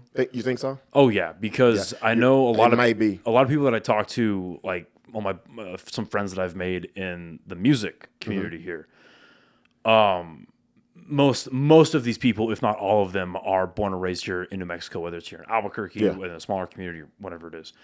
Either way, they lived their formative years now into their 20s, late 20s and 30s here in Albuquerque. And it's like there's people our age that are trying to figure out what to do. Maybe they like music, maybe they like comedy, maybe they're trying to do something outside of the 9 to 5, and maybe that takes them somewhere. And there's people above them that they could be in that scene, they could be out of it, and they're just like discouraging them from doing it or whatever it is. And it's like, oh, what? You think because you had all these people show out you're famous now? Or you think you got to pay for it? There you go. Think you're rich now? It's like people, for whatever reason, and I'm sure it's in a lot of other places, but because I've been, obviously lived my entire life here, it's people that, now obviously they have their own shit going on they're not very proud of, or they're not happy with things that they didn't do, did too late, and didn't succeed at, or whatever the issue was. But I want you to succeed. I do. but you can't succeed more than me. Yeah, there you go. Because the moment you succeed more than me, now I'm lesser, and I can't be lesser. I'm not as important. And so now when you say, like, I'm the only one to admit that, we were talking about this a little bit earlier. Yeah. It's a feast. And I can't say this without, like, giving credit. Like, I first heard this from Rogan on his podcast. Like, it's a feast, not a famine. Like, just because you recognize someone for their ability, just because you recognize someone for their product they create, or whatever it is, it does not devalue you as a person. Yeah. It does not devalue you as an entertainer. And it certainly does not devalue whatever craft you're getting into. Well, and then also, I think it's twofold to this. Men, we're in this age where men are so fucking masculine. If you give props or anything, or say, hey, I look up to you, or hey, good job, or this and that and the other, or even ask for pointers. You're too fucking prideful. Or you're kissing his ass. You're Pride is his dick. Pride is a big issue. You know, I think guys go through that. And then I think with me personally, I think a lot of people, if I've said some things disparagingly about their comedy, they took it personal. That don't mean I don't dislike you as a, that don't mean I dislike you as a person. I just didn't like what I saw and what I've seen. So get better. How much of that is a lack of self-awareness? Because I feel like for me, what held me off from doing this for so long is I don't want to put myself out there and then get just, like, I wasn't there, like, emotionally and, like, confidence-wise, right? I wasn't ready to get, whether it was actual criticism that's and constructive and that can actually help, or whether it's just people that just love to talk shit, right? Whatever, like, part of the spectrum that's on, I wasn't ready for that. But I would, because the reason I bring that up is I would imagine that if you're going to try stand-up, and if you're going to do it and you're going to keep doing it after bombing and bombing and bombing, or maybe you had a great one, you had a shitty one, whatever's going on with you, I would imagine that if you're going to put yourself out there specifically in that way, because you said this, I think, at the last open mic at Inside Out, where it's such a strange and challenging art form, because it's literally you and a microphone. It's you, a microphone, figure it out. Figure it out. Figure it out. Nobody can tell you how to do that shit. So inherently, you're opening yourself up to so much criticism. And then when you get that criticism, it's like, did you not expect that? Mm-hmm. That's what I come to. So here's my thing. So I put a lot of pressure on myself. You know how much pressure it is for me to say, you fucking suck. All right, let me perform. All right, let me put this film out. That is what brings the credence to what you do, though, because you have the ability to say that because of how you pack places out. That's what. But I don't think. Okay, let me tell you something. And you're good too. Okay, I was about to say talent doesn't pack out places. Keep going. I'm just gonna. Talent doesn't. I know, because talent don't pack out places. I went to a Josh Fournier show where there was 8 people. Yeah, at the Guild. At the Guild. So when you're doing this, you got to learn there's different. It's just a juggling act, bro. You got to know. You got to have your material. You got to be funny. You gotta be where people want to pay to see you, but also you gotta market. You gotta promote. This is the part that I don't see that happens here. You go to people's, I say this all the time, you go to their profile and it says comedian such and such, and you didn't scroll 2 days and ain't seen shit funny. So you gotta put your, like, it's you have to be, like, I know how to be controversial. I know how to be funny. I know how to rile up people. But that's really my personality. I'm not a gray person. I'm here or here. I'm not in the middle. Yeah. And I'm not afraid to tell you. So, but if you think opposite, this is the very beginning of this conversation. If you feel the other way, please tell me. Teach me. We can talk about it. But I learned very early in social media how that shit works. And then I learned, okay, you can flip this shit as an entertainer too. Because they come to see, what the fuck is he going to say? That's why when I say I'm going to have a show, people are like, I'm going to come, but don't make fun of me.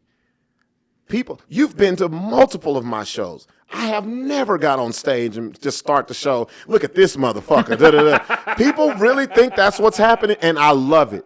I want you to think that's what's going to happen.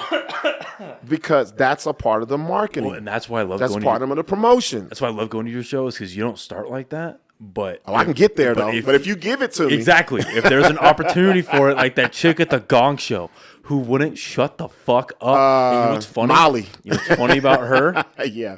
She is. It's either sister or a cousin of her coworker.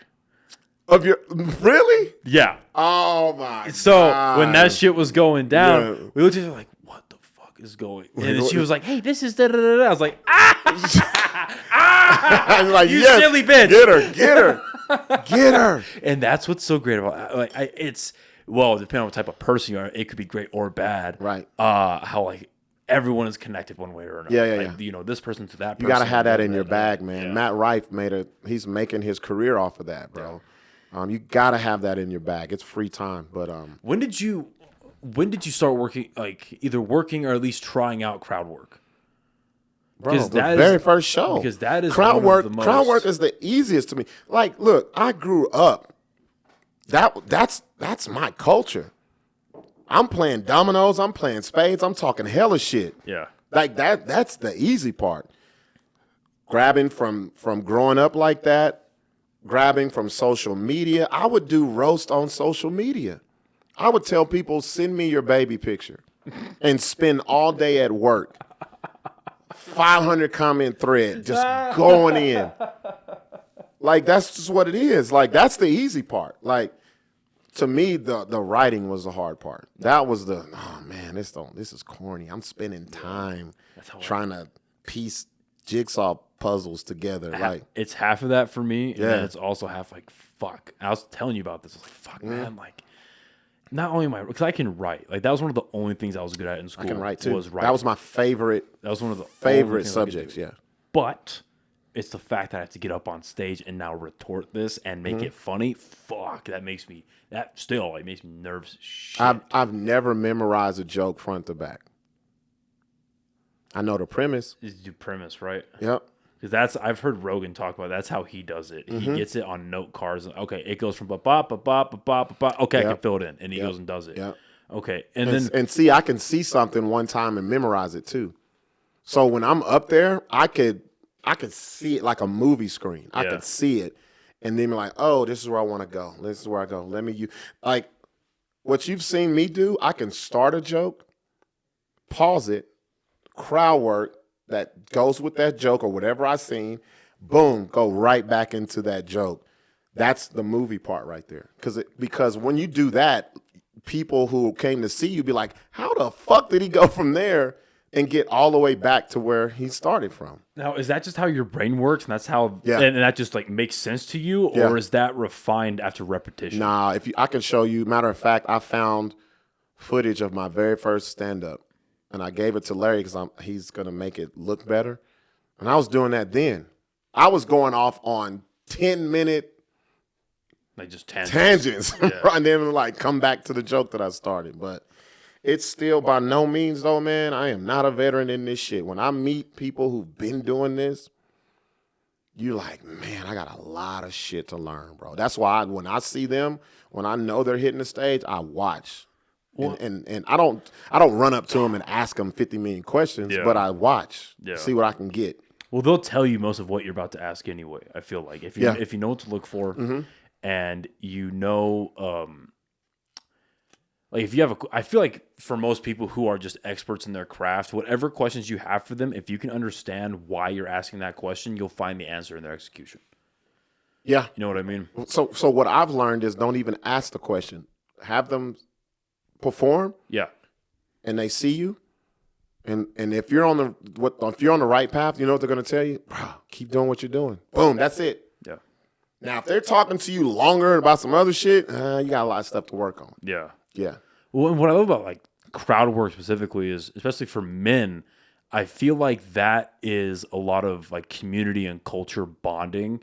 That's how men figure out, okay, at a base level, can I trust being around you? It's like, can we talk shit? Yeah. Can we? Okay, and see, You know what I mean? Because if you walk into a room, you're meeting people for the first time, and you start like kind of jabbing at each other. If you just talk a little shit to somebody and they get real offended real quick, it's like, oh, you ain't it. you ain't got emotional stability. You have a lot of insecurity. If things are about to go, like, again, I feel like this is like, ingrained in us from like evolution and just from living in tribes and just being like, hey, we could get attacked by fucking saber-tooth tigers, man. if this shit goes down, can I trust you to not lose your shit? Yeah. So evolves forward to wherever you're at. And if a little comment makes someone kind of, get all butthurt and they get mad and they're very like, well, why would you say that? How could you? Is that fun? That's my favorite line. Is that really funny to you? Okay. Now you're talking about something that I was going to bring up. Now, if you can do crowd work on women, you can do crowd work on women, you a cold piece of fucking work. And I'm not talking about that pandering bullshit. Yeah. You were there. There was someone in the back, said something, I went off. And I called her a big head native bitch. And now, if you hear this right now, if you're watching this, you be like, oh, you mean as fuck, bro. That's bullshit. You're a misogynistic. You're a bigot. But you got to watch out. Guess what? If you were there, she was laughing. She laughed her fucking ass off. She almost fell off her damn stool. Yes. You can get away. There's the confidence and the way you deliver it. Because the delivery. Because the way you said it. I didn't say it the way I said it here. No, you have it in a comedic tone, in a comedic twist, where it's like it's almost like you said it in cursive. It has like a because everybody did this. If you were to yell at it, it's like, whoa, where did that hostility come from? Because everybody did this. They turned around to see who I was talking about, and they laughed. Yes. Because they was like, oh, that's right on fucking point. She does have a big head. Yeah. And I always say this. If you can do crowd work with women, because what you just said, you find that funny. I have been so many places where I will make it a point. I'll pick out, you can see the crowd, usually. I want the person who looks disgusted. I want the person who's like, who booked this guy? Why is he said the N-word. The hyper offended. Oh, I want that person. Virtue signaling. And if I can get her to laugh, the rest of y'all, it's been over. Yeah. And if you notice, name one show you've been to of mine I haven't done crowd work on women. Oh, it's every one. Every fucking one of them. Yeah. Or like the gay couple. Yeah. Or like you gotta get that. You can't be afraid of what you're not. I feel like a lot of doing stand-up in long format, right? So longer, I'd say longer than 15 or 20 minutes. I think a lot of that is convincing the crowd that you aren't different than them. Thank you. I feel like that we is are a the lot same. of it. I feel like that's a lot of it. And that the only reason I'm on a stage with lights right now is so that you guys are able to see me better. I always say it's a window. You open your window to let them look in to say, oh, shit, we got the same fucking furniture. We live the same. We're the same. And that's how you can relate. That's why you should never not be yourself on stage. Let them see who you are because they're like, they don't look like me. They don't talk like me. They don't act like me. But we're the same. Yeah. That's how I look at it. Well, that's what makes the most sense to me because I think whether it's like local comedians or just watching shit on the internet. Yeah. The comedy that I've laughed at the hardest is where I can genuinely relate to what they're saying. I love political humor. Yeah. I love it when people make fun of other famous people. I'm like, oh yeah, I fucking hate them too. But when they are making fun of or making light of their own life situation that maybe wasn't the best. Yeah. Or highlighting the ridiculousness of even though if they're if like a famous comic and they're they're a millionaire, 7-figure earning comic, but they still have to deal like stupid shit. Like the more relatable any type of material becomes, the harder I laugh at it. So what about? Okay, let me ask you a question. So I did something about a house phone. I know you don't know. Never. I had a house phone. Okay, I'm about to say. I'm not that young. I was about to say, goddamn, I'm not that young because I know some people be like. We never had a house phone. No, I had a house phone because now I was very fortunate as a kid because I did have like video games like consoles and shit, and I remember we still had to hook it up to the wired internet. Oh yeah. And so I couldn't. Yeah, so I couldn't play like an online video game because it'll fucked up because of the phone. Somebody call and you'd be like, nah. It wouldn't even go through. Exactly, wouldn't even go through. Yes. I'm trying to think of some more outdated shit that I'm talking about. But no, that's the thing, man. I've done comedy in places where I'm the only black person in town. I don't change. Oh, well, what were you going to ask? I'm sorry. No, I was just going to say that. Like Yeah. like I got another show. I'm going back up to Dolores, Colorado. There's no black people there. Zero. I did some other Colorado is the whitest state I think I've ever been to outside of Alaska. But to do comedy there, bro, and I did comedy in both, but to do comedy in Colorado, you know, I went to what is the fuck? And man, I know people are going to watch this that are from there because I have friends whose parents live there. They came to see me, and they were like, you don't remember? But I go into town, and they have a tree where they used to hang people. That's the beginning of the fucking town, bro. And I'm going in, and the comedy show is at the country club on the golf course. There's no brothers, no sisters there, none. I walk in, and I'm like, yo, I'm about to tear their ass up. And that's how I look at it. You're Django walking in DiCaprio's fucking ranch. Thank you. Yeah, I What got they call them, like strawberry or whatever? Yeah. And so I think more comics should experience that. A lot of people here don't because in the Southwest you have all of the same, really. Like there's no such thing as you got the black club and the white club. Right. You No, don't you have got that. the New Mexican club. Yeah, and people from outside of New Mexico, they think New Mexican is strictly Hispanic. Maybe a little bit of white. But no, when you say New Mexican, that is literally every fucking race. Every race. Even Asians. Exactly.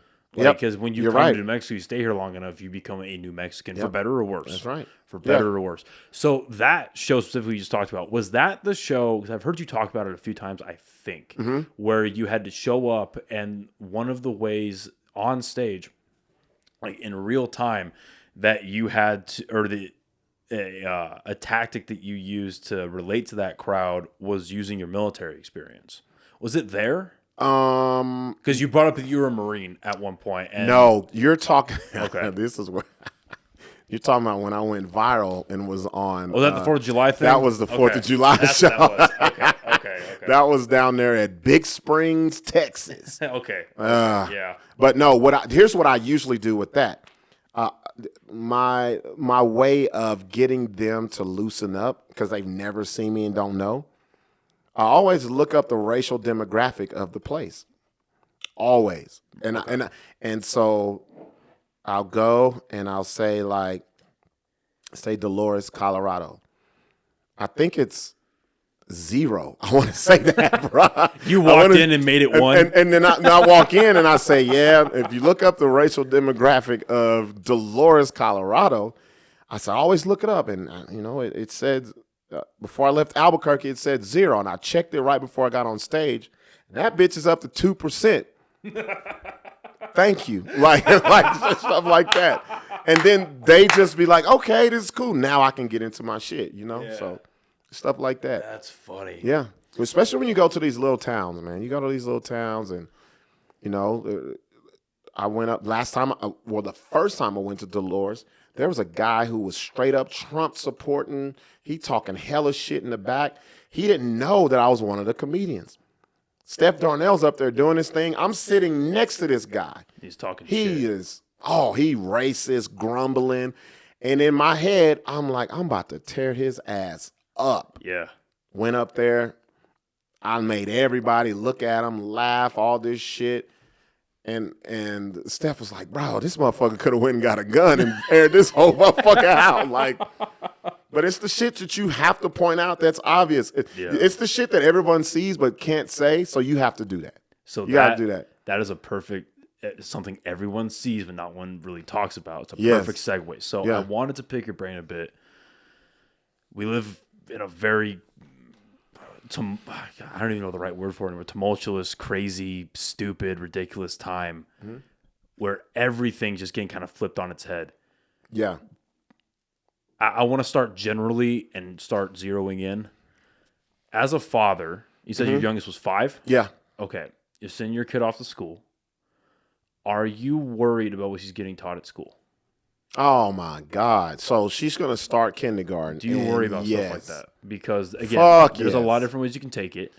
Oh. But like, because I think about it, and I'm like for me personally, I don't want kids in general. Yeah. But like, if I ever were to have kids, not today. See, it's even worse for me because I have a biracial child. So she's Hispanic and black. Okay. So it's like you're going to be lacking in something, and we're going to have to teach you at home regardless. Even though me and her mom aren't together, we finally got to the point where we can be on the same page when it comes to her. We've talked about this. Even little shit with my daughter's hair. Like her mom had to learn.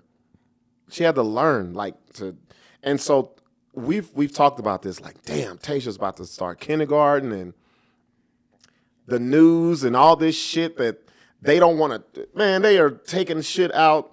You got states that saying slavery never fucking happened and we don't want to talk about this because it makes us feel bad and like. Well, you have things ranging from, again, extremes like that, where we're not going to even talk about slavery, going to like in the middle, it's like, well, slavery was everywhere, so it's not like, and then you have it all the way to like, America's only known for slavery. This is the worst place in the world. White people are the devil. And it's just like all these extremes. Yeah. So let's maybe, so like more like a personal experience. See, that's Larry. Larry would have cut you all the way off right there. Hold up, brother. No, we're not. Hold up, brother.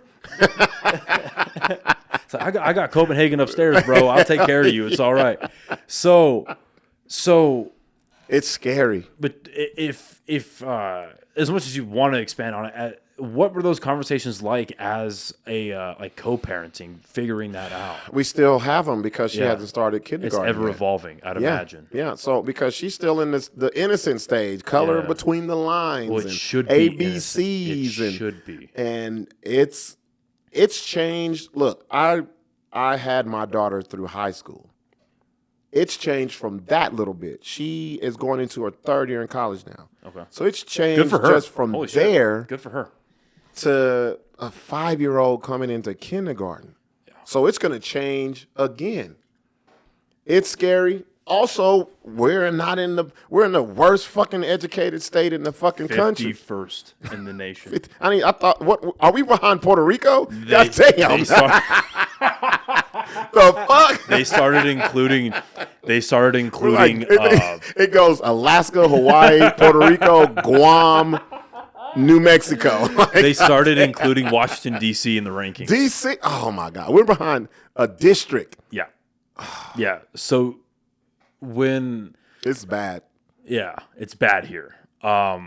So are you, whether like yourself individually or as a co-parenting like team as a unit, do you guys like try to prepare yourselves for like, okay, what happens if our daughter comes home to one of us and says, hey, teacher told me that gender doesn't really exist. Yeah, it's going to happen. Teacher tells me I think it's gonna happen. That white people are evil and black people, are better than white people. Yeah. But teacher, because I've heard, and I'm just not just saying this for our conversation, I've read articles where like black kids got taken aside and told by their teachers, hey, you're better than the white kids. Like I've read shit like that. Were they talking about sports? Because, hey, man, we don't want to. That's true. Hey, wait a minute. Are we talking about track and field? That's true. Sorry. Take all the black people out of the NBA. All right? And that is no longer. That is horrible. That's the WNBA. Yeah. That's what the fuck it is. Oh, Brittany Griner, you stupid bitch. We don't count you. No, anyway. No, but see, you know what I mean? Like so as a parent. Do you prepare for that? You can never be prepared for that. Because you love your child so much, you can think what you're going to say until it happens. All that shit goes out of the fucking window. Because you go into protection mode. You go into education mode. You go into the mode where I'm going to go beat these motherfuckers' ass. What the fuck are you teaching my child mode? Like, you can prepare, but you'll never know what you do until you get into that moment. I watch these shows, man, and this shit be happening with these kids, and you got, Florida, and you got Texas, and you got people who are like, oh, we have to overcompensate, and the white people, I'm sorry. What are you wasn't there. Like, what are you apologizing for? Right. Or you got the other extreme, like, nope, never happened. Juneteenth is stupid. Like, that type of shit. And you gotta find a fine balance. But the real problem in parenting is teaching your kid these people exist. That's the hardest part about parenting. Yeah. You have to teach your children this is what they're gonna encounter and have them prepared for it when you're not around. That's the hardest shit. Would you prefer to do that before they find out about it on their own, or from, from a third party before that, or after? No. Look, those are the tough things. Like my daughter already does it. She goes when she colors. She'll color her mom. Mom's clear. Daddy's real dark. So she takes the dark and the clear and makes her. And then she'll put her arm and she says, Mommy, you're not like me and Daddy. And then she goes, you're white. And her mom's like, no. This is what I am and this is what you are. Because she doesn't know the nuances of race. Exactly. But it already happens because you got cartoons, you got baby dolls, and you know what I mean? We buy her Afro Latina shirts and it's sad. Kids can't be kids, but you gotta beat what they're gonna learn, or someone's gonna teach them some bullshit, and it's gonna be hard for you to unlearn it. So this is gonna go in a different direction than I originally had in my head, but that's a good point. So, because I had this conversation with another buddy of mine on the podcast, representation. Yeah, man. In my opinion, like representation is important. Don't get me wrong, right? But I feel like the way that it's getting purported, especially by Disney, especially so. I think it's going further than representation, and it's nearing on the point of, if not hitting right on exploitation. I think it's exploitation and caricatures now. I think it's exploitation because whenever you have someone that's represented as representation, and that person isn't the real person behind it, it's a caricature. Yeah, you got a white woman being Mulan. You have people of other races depicting, like, if you're going to do that, you got to go all the way. You got to be through and through. You can't just be like, hey, there's a black princess. Or a black there's a black mermaid. Yeah. And all this other shit. It feels cheap, and it feels like, to me, it feels like a very easy way. I hated that fucking movie. It feels like an easy way to make money. Yes, because the world is so sensitive. And I made jokes about this shit. Yeah. I made the little, I ain't going to tell you, but it'll come out. The special's coming out. But I talked about the little, I hated that movie. Well, I took my daughter to see it. They just made the Little Mermaid a black chick. That's all they did, yeah. They didn't culturize her. They didn't make her a black woman. Okay. They made her a black chick. And a lot of people are going to say, oh, she's a mermaid. No, because once you go the race way, you got to bring the culture. You got to bring everything that comes with it. You can't just make the chick black and be like, that's the mermaid. That is such a good point. That's the truth. Because that is why, and as a comic book dork, I'm so happy it's finally happened. That is why in both comic, now video game, and film, Miles Morales is so beloved. Because he's not a black Peter Parker. He's just, he is a black kid that just happened to get powers of Spider-Man. And you get his culture. He wears J's. His mom's Puerto Rican. His father was black. His uncles, like, and you get the both sides of that culture. The music, the way he wears his hair, like the way he is. I don't know if you played because obviously you've seen the movies. Yeah. But even like in the video games, because they made the Spider-Man game for the PS4, and they made the Miles Morales. See, I haven't played the new Miles Morales. I played the Spider-Man one, but not that one. So in the Miles Morales one, he swings different than Peter, not just on a basis of he's like inexperienced. Was he swing like Jordan? Doesn't really know. His legs spread out. Does he hold his dick? Honestly. With his tongue hanging out like, bitch. He does. There are a little bit of references to MJ, and I'll be honest. Not like that, though. But no, it's cool because, he's inexperienced. He hasn't been Spider-Man for longer than a year. It's that stuff. But it's also like he has his own, his own personality in it. That is obviously influenced by his upbringing. And I don't like when people going back to the Little Mermaid and they're like, oh, she's black. This is okay. And this is what my people do, that we got to think a little bit deeper. They'll throw you the morsel. Yeah. But there's more to it than just making the Little Mermaid black. Yeah. You gotta talk. Like, look, man, I ain't gonna get too deep, but goddamn, her fucking dad was Greek or whatever the fuck he was. Like, because it don't make sense. And guess what? My daughter said, "That's her daddy." Right. Okay, so that's her daddy. You answered the question I was about to ask. And she's looking at me like, yeah. Because kids aren't, just because kids can't articulate ideas does not make them stupid. That's her daddy. Because of course they're inexperienced. That's her sisters. They're ignorant to the world. Yeah. But I looked at that because I remember watching the trailer for it, and I was like, well, if she's black, the rest of her. Like, she all the way black. She ain't cut with nothing else. Like why is not like the rest of her family? Like, make it true to form. If we're gonna, because once you bring race in, you just can't bring the skin color. Yeah, you can't just do it like that. Okay, this just came to mind, but I think a decent example of that is the recent version of Aquaman, because Aquaman has been like the whitest dude in DC next to Superman. Yellow hair. The whitest dude ever. Yeah, blonde hair, blue-eyed. Yeah. You know, he's basically fucking, I forget the swimmer's name, but yeah, he's always been a very, very white guy. Yeah. They cast Jason Momoa, and he's Hawaiian, but they make his dad Hawaiian. Yeah.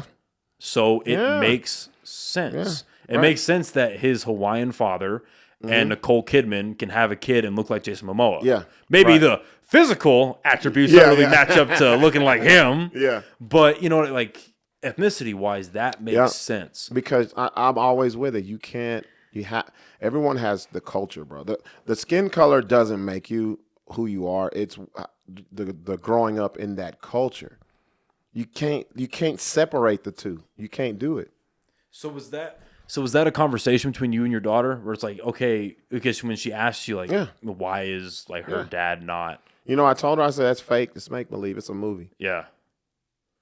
Yeah, fair enough. And she understands that concept, thank God. Yeah. Because then I would have to go deeper. So right. Yeah.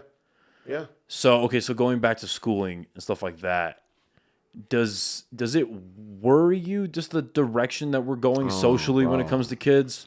Well, because let me give you an example. Like, so the first thing that comes to my mind, if you say to a certain crowd, I don't think kids should go to a drag show. They flip the fuck out. They call you a bigot. They call you a transphobe. Whatever it is. And my answer to that, and this is how, and I don't mean to sound pompous, but like this is how I know there's no logic to a lot of these narratives, because I look at, okay, well, what is a drag performer, male or female, whatever? What is a drag performer? It is someone who creates a exaggerated version of themselves, whether it's through dress, makeup, wig, all three. Well, what's the purpose between that specific way they're dressing? What's the purpose of makeup? And what's the purpose of that hair? To make themselves attractive to whatever sex they're looking to attract, for what outcome? Right. Obviously. Like, that's where my brain goes to. Right. Logically, to break it down. Okay, so that means, at least to me, at the core of it, there is sexualization. Okay. Why is it okay for there to be kids at that, or at that event? So this is where, okay, I'm glad you're bringing this up. This is some new shit, and this is separating. This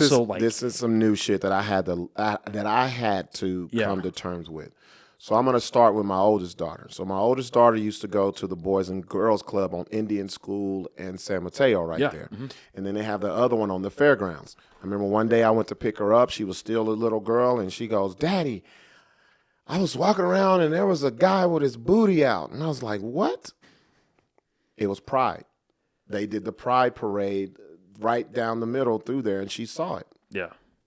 I was upset, and because that's not how I wanted her to find out about all this stuff and question me about it. So I was lacking on that. Fast forward now, all right? Funny you bring this up. My youngest daughter, has been to a drag show. Not a drag show, a drag brunch, right? So I think there's different versions or different things that you're speaking of. I've been to a drag show, and that shit was straight sex craziness. I sat right up front. The guy was like, "Hey, is it okay if we make you the part of the show?" I had a good time, but that's not a place for a kid. Yeah. Now, as consenting adults exactly doing what they're doing, right? Now, what my daughter, what her mom took her to was like a drag brunch where they were just performing and singing. Now, obviously, my daughter's not stupid. She told me there was a man with makeup on and blah, blah, blah. And I was like, don't you put makeup on daddy? Because you've seen that before, right? Yeah. And you know what she calls me? She goes, oh, yeah. And I said, what do you call me? Boy, girl. I was like, that's what that was. So I think the parenting is different now, even just from my oldest to my youngest, to where you have to not only educate, but actually kind of expose them to it in a safe place instead of them getting it outside of your realm. You know what I mean? Outside of your controlled realm and learning the perverted part of that shit. It's not great, but that's what you have to do. Same shit for, it's going to come up. It hasn't yet. When it comes to gays, couples, lesbian couples, it's going to come up. My daughter is very smart. She's very intuitive. We're going to go somewhere and she's going to be like, oh, daddy. I'm going to have that conversation. But you have to do it because if you don't do it the right way, someone's going to do it the wrong way. Right. And that's going to be, that's that seed that's going to be in their head and it's going to grow and fuck it up. And it's just worrying to me when I see pride parades that are actively, like, not just in one instance, like multiple. Oh, they fucking sex shows, bro. Some of them are just out there. But they're chanting stuff like, we're coming for your kids. Oh, yeah. Yeah, you know I've seen that. I've seen those videos. It's shit like that. And what they do, okay, so what that is, that's social media scare tactics. Because, for sure. And they do that because there are people who are homophobic, who don't understand, who refuse to get educated and all this other stuff. There's wrong on both sides. Yeah. That's what I want to say. I am tired of anything you say negative towards the LGBTQ community, you're homophobic. No, that's the truth. No, because it's the truth. If it's the truth, I'm not homophobic. That just means the thing that I'm talking about is a person who happens to be a part of your community and you won't talk about it. Yeah, exactly. Because it paints you in a negative light. Exactly. That's what I don't like. Exactly. And that goes for everybody. Again, I'm not a dad. I don't have kids, but if I were to have a kid, I would keep at least, I don't know what age it would be. I don't know. Again, that's the lack of experience. Wow. But I would at least, like, I wouldn't be going out of my way for one of my kids to go to something like a drag brunch just because I don't need, like, again, they're kids. Color in the lines, ABCs, learn your numbers. Fuck, man, go watch. Like, if I had a son, I'd sit his ass right in front of a Batman cartoon. But watch this. Here's where that used to work, but here's where it's different now. Like, you're kind of having to accelerate it. You don't have to take them to a brunch. You got cartoons, bro. You got Disney, Cartoon Network, all this shit. These newer ones that are having like non-binary and trans. A fucking non-binary transformer. It's like, okay, they're fucking robots, but like, why do you have to go out of your way to make them? Exactly. Like, I don't agree with shit like that because again. Look, because it's inclusion. Well, I say this to people. It's crazy, right? I say this to people, and I'm not truly. I have no hate, and I have no. Once you say that, they're going to say you do. Like ill feelings. Yeah, I know. Like ill feelings in my heart towards anyone in any of these specific groups. But like, I think that for children, they have to be taught and they have to grow up in the basis of logic first and normality first. Yeah. Like they can't just oh, so you can't use that word because now you're gonna say they're gonna be we're abnormal. Yes. Like, see. Exactly. So I say this. Innocence of a child needs to be preserved as long as possible. Yes. Now when I say innocence, you know what falls under that? Heterosex, homophobic sex. I'm a homophobic. Homosexuality sex. It's like when you're fucking your boyfriend, but you're punching him at the same time. You fucking faggot. Pah, pah, pah. You like this shit, don't you? Like, I am that. I am a proponent of keeping kids pure as long as possible. Yeah. Now we live in an age where, damn, you don't even get that choice. Yeah. My daughter's, she has a tablet. Like, I don't give a fuck if you put the parental guide on there. It's gonna come through. It's gonna come up. You're gonna watch something, and they'll be like, "Why are those girls kissing?" And they're gonna and the fucked up part is, here's where I'm with you, where it is abnormal. Watch this. Say me and her mom kiss. You know what she's gonna do? She's gonna say, "Oh, y'all kissing," or "Ooh, you kissing." Like, you know what I'm saying? Yeah. Let her see me kiss a dude. Yeah. Watch the reaction. That is the definition of what you just said, because she's like going to be like, whoa. And a lot of people are going to be like, well, she's been taught heterosexuality since, because that's normal. Yeah. I was because say, that's what see what I'm saying? I think biologically, in general, I really do think from an early age, whether you're male or a female, you recognize what is normal. Awesome. What is in the biological imperative. You know. That's like talking to a person who was molested as a child. I knew getting that done to me was not right. It was abnormal. Nobody had to sit me down and say, hey, if this happens to... No, I knew it. Yep. It just felt was not right. Now, here's another part where I say nowadays it's different. You have to accelerate this shit. Say you have a child and they go to school with someone whose parents are the same sex. You don't want your kid to be the kid talking shit. Yeah. Because you have already educated them, hey, some parents are different, this, that, and the other. We'll leave it at that, but they still love them. You know what I mean? Their parents are this and that and the other. You don't have to get into the sex shit. You don't have to get into all of that.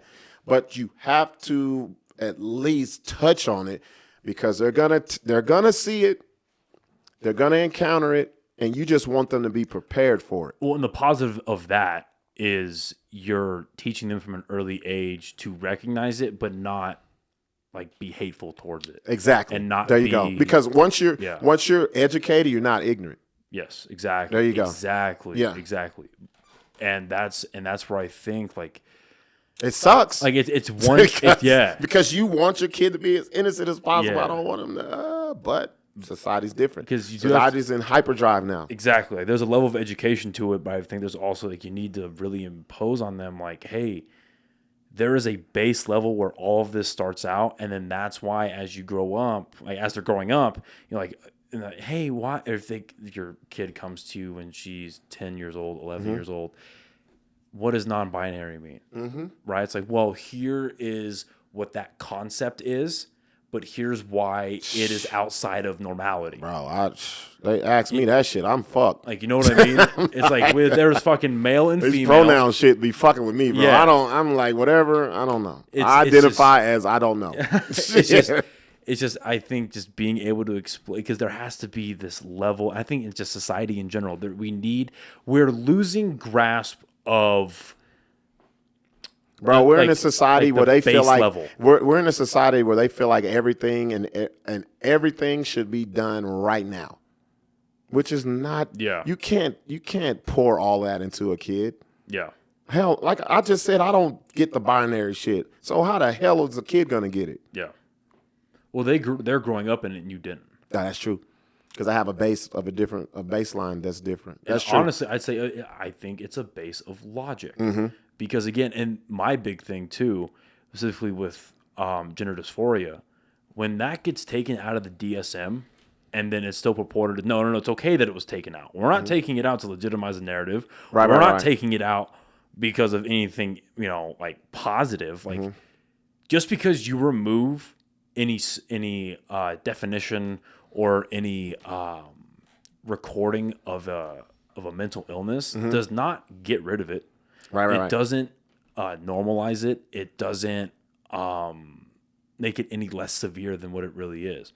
I'm not transgender. I couldn't imagine what the fuck that feels like dealing with gender dysphoria. Man. But right now, what's concerning to me outside of everything surrounding it is that the rising number of people that are openly coming out and saying, I got my hormone therapy, I got my surgeries as a kid, but now that I'm an adult, like this was pushed on me, this was authorized for me. Or they just let me do what the fuck I wanted to do. Exactly. So because when you're a child, yeah, you're a child. Period. There's shit that we cannot do as children, but there's stuff that they are making legal that you can do that'll change your whole life. You can't get a tattoo as a kid. Thank you. No. You can't get a tattoo. No. Yeah. No. Would you let your youngest daughter at the age of 12, would you let her get a tattoo? No. Hell no. Just because she wanted to do it. Yeah. And she felt like she has the right to do it. She identified with her my body. With her forearm no. being colored up. Exactly. Yeah. Yeah. That's the scary part, man. And people are making these temporary decisions and they have permanent, lasting outcomes of it. And like it's you said, heartbreaking. you hear it. Like yeah, I want to put that at the core of this argument too. Like I genuinely feel bad for kids. Mm-hmm. And I would even say people that are 18, 19, 20, 21, 22, because I remember myself at that age, and I was a fucking retard. Oh, my God. I was an adult. I was a legal adult. I was also stupid. I was dumb as hell. I'm just like less stupid now. Yeah, but I'm still on my path. Well, you learn from your stupidity. Yes, that's what it is. Exactly. But when you do that, there's no learning. Yeah.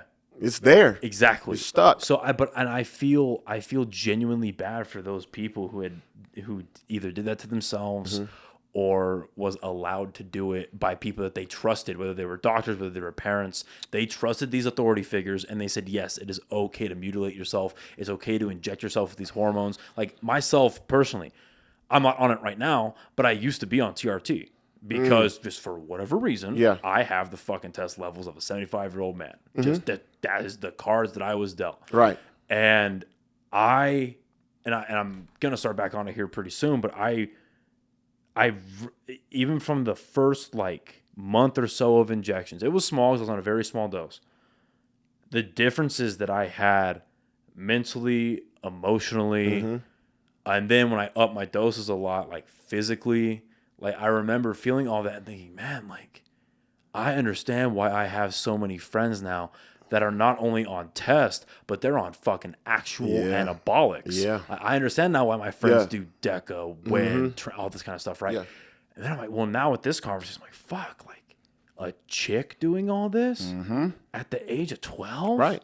What the fuck? We haven't learned shit from the age, which was not too long ago, of Ritalin and putting kids on all these pills. We saw what that did. We were just figuring out about birth control. We saw that. Yeah. And where the sexuality shit, people are so fucking afraid of being homophobic or not giving them. No, look, bottom line, if it's really that, wait till you're an adult. Yeah. Do it on your own. That's fine. That is, nobody can say shit about it. But these children, these kids who are still, they're not even developed mentally. Chemically, they're not developed. Yes. Yeah. Now, a lot of people are going to say, well, what if your daughter said, well, okay, okay, you can dress like a boy, you can act like it. That's fine. But as far as that, let's we got this trial period called until you become an adult. Yeah. If you feel like that after the fact, you're fine to do what you want to do, and I'll still love you. I'll call you whatever. You're still mine. But I am not doing that in that most crucial time frame of your life. Not doing it. Yeah. Nope. And I'm not allowing you to do it either. Because I remember like the hoops I had to go through to start TRT as a regular guy, just with low, and I had like all this blood work done, and every time, actually, as my blood work kept going, did they try to talk you out of it and all that stuff? No, they were just delaying it. And then it was funny because like the first 2 times I did my blood work, I was at 215 nanograms per deciliter of my testosterone. A month and a half later, I re-get my test done, and it dropped to 185.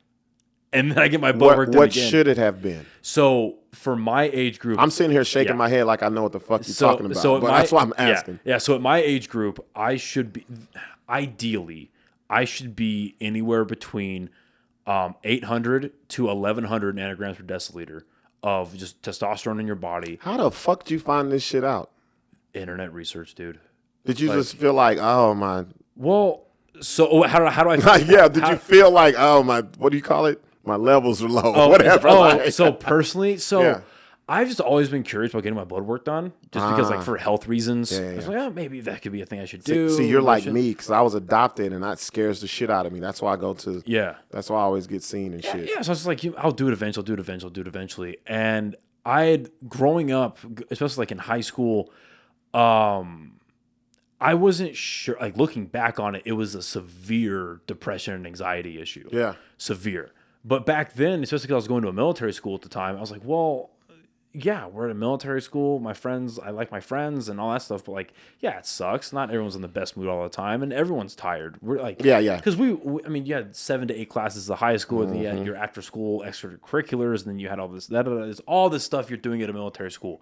So were you seeing yourself like, wait a minute, they're not as tired as me? Like, what the fuck? Well, it was towards the end of my high school career. It was like, man, like, well, the big thing was everyone was tired as fuck going to military school, but they left military school and they're being regular adults. Just doing shit. Yeah. And I'm still fucking tired. I'm still like severely depressed. And then I remember like going through high school and into college where like, was I like on a strict diet and a strict whatever? No. Yeah. But I was still going to the gym 3 to 4 times a week. Yeah. I was still doing weightlifting, and I was like watching, and I was still eating a ton and eating as much as I can. And I'm watching all of my friends just get like bigger and bigger and bigger. And I'm like, why can't I break 140 pounds? I'm eating, I think by the end of my senior year of high school, I was breaking like 4,000 calories a day, 5,000 calories a day. Yeah. Because it was just free food from the cafeteria. So I was taking like 3 plates every meal. It wasn't doing it. And nothing was happening. And I was like, what the fuck? And I finally gained weight in college. And I was like, well, I'm like, all these like mental issues still happen. Well, fast forward, I finally get my levels done and it's severely low. And sure as shit, once I get back on, or I start getting on it, health wise, I'm like, boom, I feel like a normal person again. And I look back on like what the hoops I had to go through and all the blood tests I had to get done and all this stuff. And then I do my own research and I look at how easy it is if I wanted gender transition surgery. And then I even looked up on Google through the POV of a woman changing into a man. Yeah. It was popping. It's moving. Easy. Yeah. And I'm like, what? Like, why is this life-altering decision being purported so heavily? Right. You know what I mean? And that's what, and I don't have an answer for that yet. It's a deeper agenda, I think. Yeah. I really think so, man. And I think it's population-based. I really do. But, you know, I'm not an expert on it, so I can't say. That's just me speculating. Because I think we've been, when I say we, I think the world and America has been dibbling and dabbling in population control for a long time. And it's, I think this is just every major country. And I think this is the newest form of it. And then like, oh, they can't fuck with us because they're going to say, we're not giving them the rights. And we're not. Right. Yeah. Right. Yeah. So having daughters, what do you make of someone like Andrew Tate getting so famous? Oh, I chalk that up to the social media, bro. Yeah. Do you see who's famous on social media? Do you see who gets what on? I fully understand social media for what it's worth. Yeah. The problem is the people who don't, and that's how Andrew Tate and all those type of people become who they are. Because I've said it before on this podcast. I am a fan of like 90% of what he has to say. I don't agree with everything, but I think I agree with 100% of everything he says about men, about how men should act and be and stuff like that. Right. And I think a lot of the things that are deemed misogynistic fall into the lines of out of context clips that get chopped and chewed and thrown out. The most overused shit now. Yeah. Misogynistic, narcissistic, toxic, all those fucking words are just regurgitated. I just got called all those today. Nice. There you go. And I'm like, and it was before noon. I was like, there you go. I'm doing something. And it was just, and it was just me. So you hit on exactly what it is. And I'll go back to what I was gonna say because it brought me back to this point. Social media takes it's sensationalism. Even if you do have access to everything that Andrew Tate says, you're going to fast forward through it because it's not sensational. It doesn't grab you. Yeah. So that's what social media is that blinking light. Boom. I want the light. I want the pop. I don't care about the His dim dopamine part. hits I want the over boom, and boom, over. boom, boom, boom. Yeah. And that's where he tapped into, or I don't even think it was him. Someone else did it, and then he caught on to it. A team of people. And then he was like, I'm leaning into this shit. We've seen this before. Kevin Samuels, like we've seen this. Oh, yeah. Like the whole red pill type. We've seen this. And it's the people who are on social media who will continue. It'll always be someone else.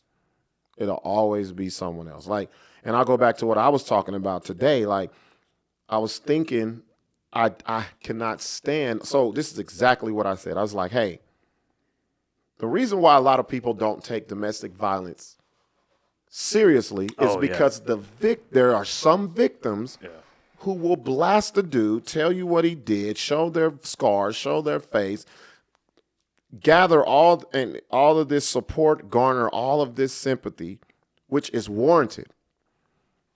But the problem is when you take the dude back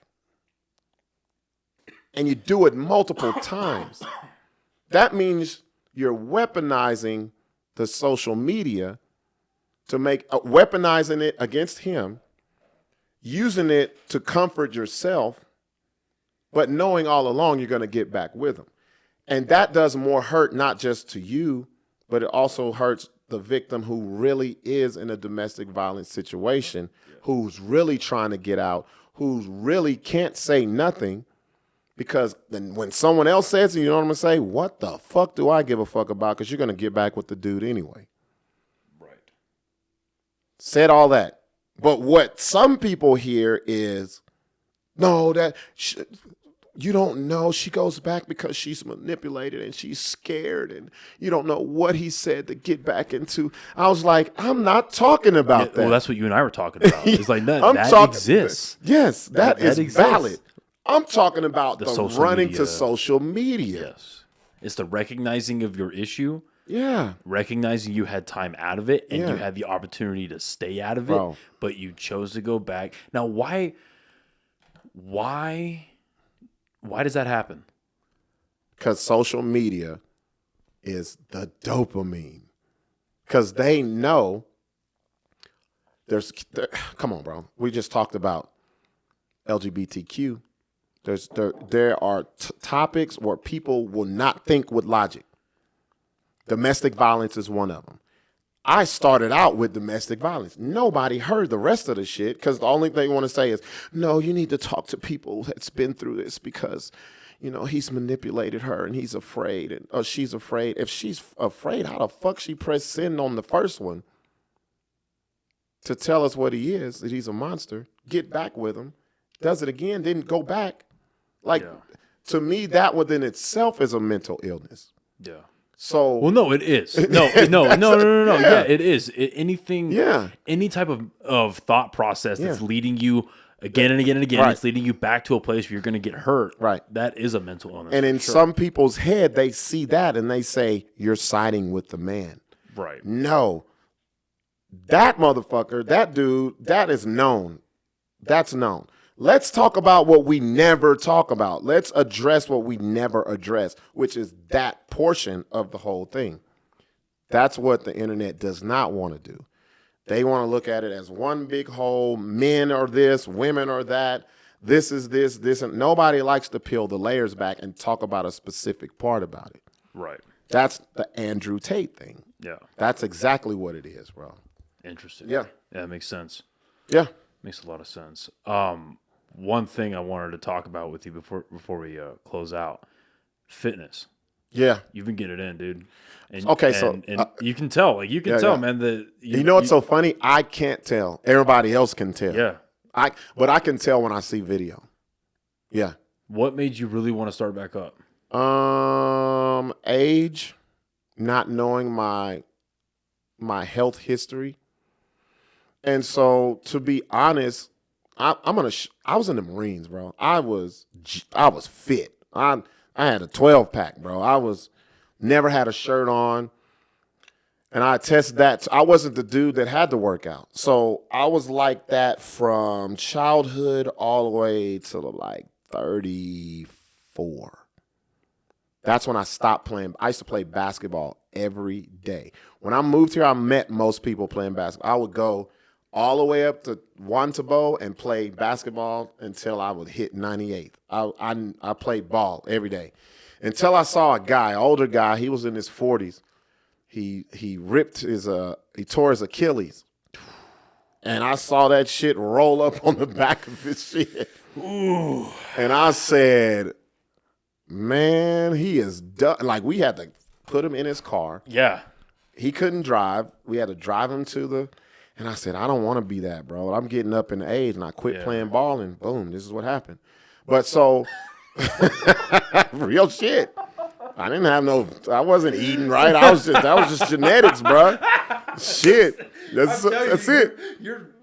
You're naturally funny, bro. I'm telling you. And once I stopped playing ball, it's shit. And so, I want to. So it's been in cycles of 2 years, to be honest with you. 6 years ago, with the same trainer. Shout out to Tony. Tony and Brandon. Because where do you train now? Right now, I go to like United Fitness. United Fitness. Off of Vassar. Yeah, okay. So I started out with Tony and Brandon, Tony McCoy and Brandon. They had their own. It was called Bioletics. And I went to him and I was like, bro, I'm getting older. Then I was in late 30s. I don't like how I feel. You know, I wasn't sleeping good. I said, I'll do whatever. And so a lot of people forget I was in the Marine Corps. So they were like, really? Right. Bro, did you give me a regimen? I can, boom, I'm there. I'll do this, I'll do this, I'll do this. Not to completely sidetrack, but I think I've ever asked you, what was your job in the Marines? I was aviation ordnance. Okay.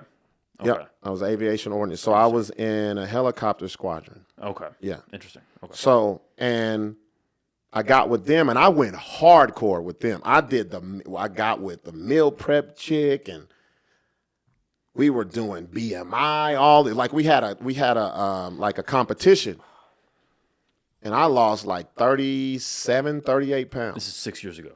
That was, 6 years ago. Okay. I did not like the way I looked. What did you weigh by the end of it?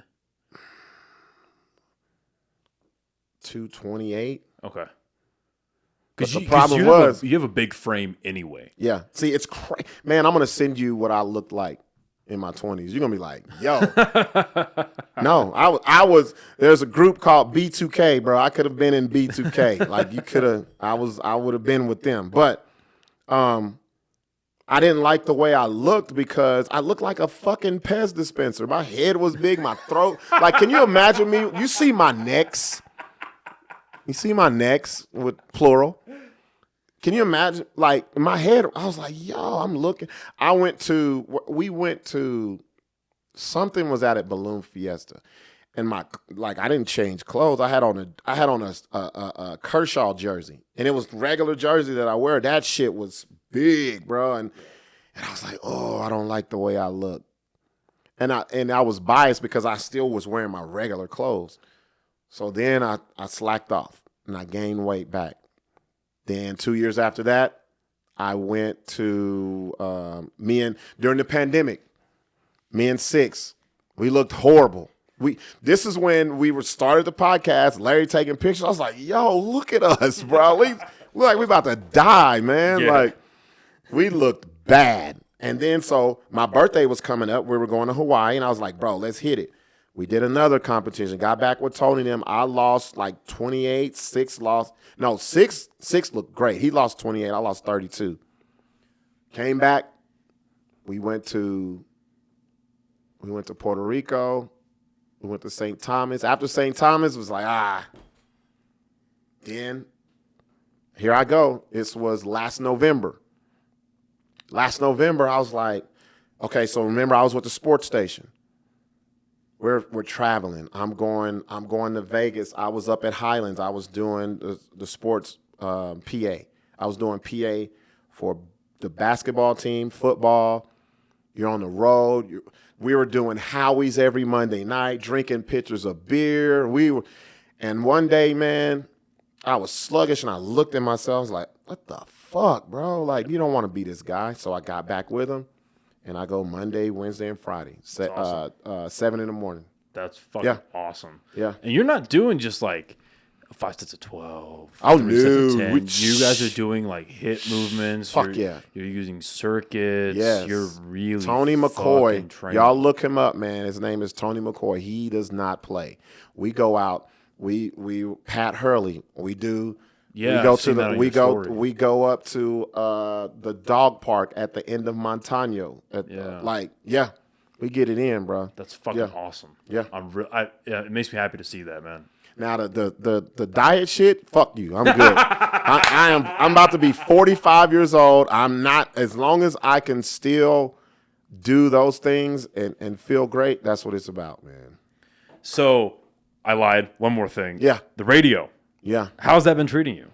Being at KISS. Oh, I love it, bro. These people gave me the keys to the Ferrari and trusted me. Look, you've heard me. Nobody's there. I am there. That's me. They threw me in the fire. I got to tell you the story, man. So, Because compared to where you were at? yeah, that was some bullshit. That wasn't live. It wasn't live. It was all canned. Canned is called pre-recorded and all that shit. No. And that was, and I'm thankful. I'm not going to shit on it like that. I'm thankful I got that experience. Yeah. I'm thankful I got the. It's like you're in a toxic relationship. Yeah. Now that you went in a good one, you can appreciate it more. Yeah, exactly. So. Because I had hit you up about what had happened with an old acquaintance of mine. Mm-hmm. Like, oh, we can get you airtime for the podcast, and we can do this, that, and the other. And I was like, nah. Yeah, because there's moments when you interact with people where you know, like, okay, I can trust this person. This person does have my best interests out for me. And that was a moment with you. Yeah. Where I was like, okay, no, this guy. Oh yeah, I remember this. This dude, Robert, actually, he has my best interest right now because you gave me the whole spiel about what they do at that station, about what their monetary incentives are, and I was like, fuck, man. And what you should have been asking. Yeah. Because the whole I didn't know. The whole thing isn't here. You're going to be on air. This is what we charge. You got to ask who's listening, wins the most listeners. Yeah. Give me the longest period of time people are listening. Like, if you're not in radio, you don't know that shit. And this is the shit that I've learned along the way. Yeah. And so going into KISS, they came to me.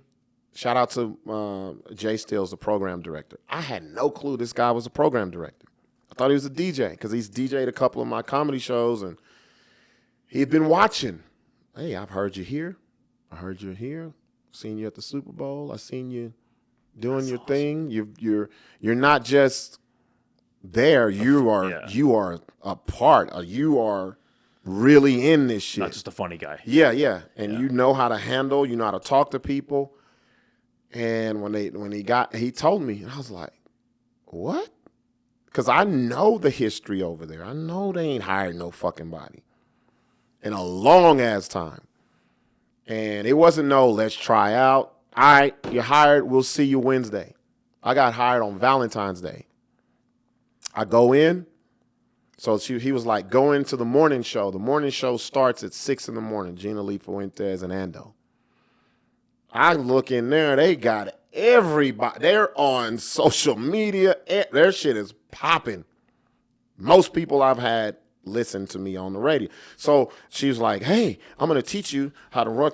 So I learned how to run a board at the Sports Animal because I was producing. At the end, I was like, hey, I need to learn this shit. Yeah. And it was crazy because I wasn't preparing to go anywhere else. I just felt like if I'm doing something, I want to be like a Swiss Army knife. I want to know more than one thing. I just don't want to talk. I want to learn, hey, how do I run this shit behind the board? How do I take you and put you in commercial? How do I play music? How do I take a caller? How do I do? So I learned all this shit, right? So I get to KISS first morning. She goes, okay, you do this, you bring it up. This is how we bring it. Then we go into break, and you press this button. When if you say something funny, you go into break. Boom, you go into that. And you got it? Yeah. I'm lying like a motherfucker.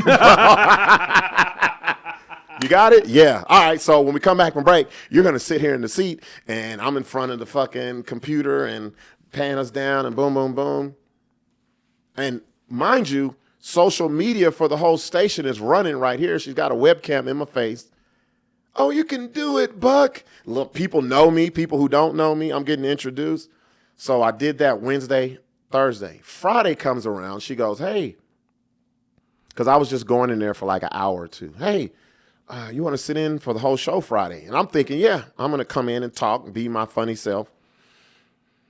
I get there, and she goes, oh, running late. Something happened. Something with Ando happened. Can you run the show for the first hour? Hey, what? I got it. Let me tell y'all something. When a person answers in a high-pitched voice, he's lying. Did you hear my what? What? That's the biggest indication that somebody's lying to you in history. When they answer your question with a question or they repeat what you say in a high-pitched voice. What? Can I open the show? Come on, man. My heart is beating. Now, I've never been nervous. Now I'm like, shit. Because you know what? She's not going to be there. He's not going to be there. Right. The only person that was there with me was Mike. He's the owner of the library because he's on air with them on Friday. Mike don't know shit, but turn the mic on. Mike sits in front of the mic and is like, okay, when do we talk? So he's like, yeah, Gina told me. And I was like, yeah, I'm going to do it. Hot mic. Morning where the most people are fucking watching, listening besides drive time when you get off work. Boom, the hour goes by. She walks in. Mike's like, yo, this one, he's a fucking natural. That was the fastest hour. So within the hour, the morning show is different than any other because you speak longer.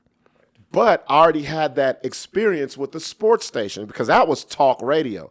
Within the hour on talk radio, we talked for 45 minutes. So morning radio is a little longer, but really you don't really talk that. You really talk maybe 20 minutes, 15, 20 minutes of an hour.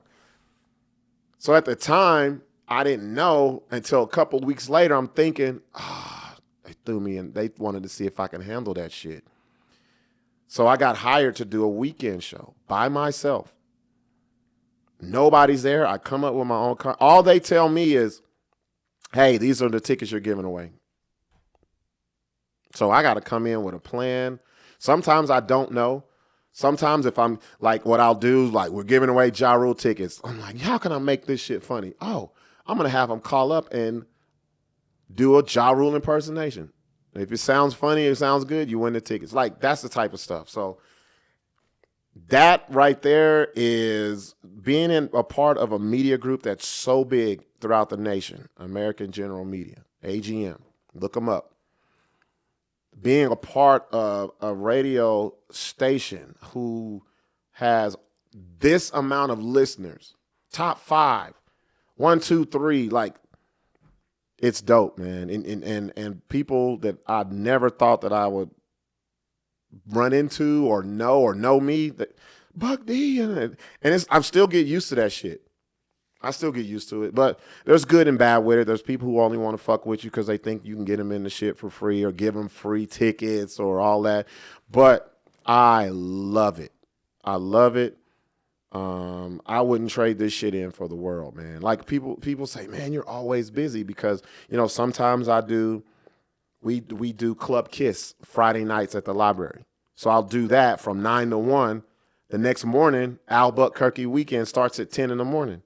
So I got to be there from 10 to 4. And Sunday is 12 to 5.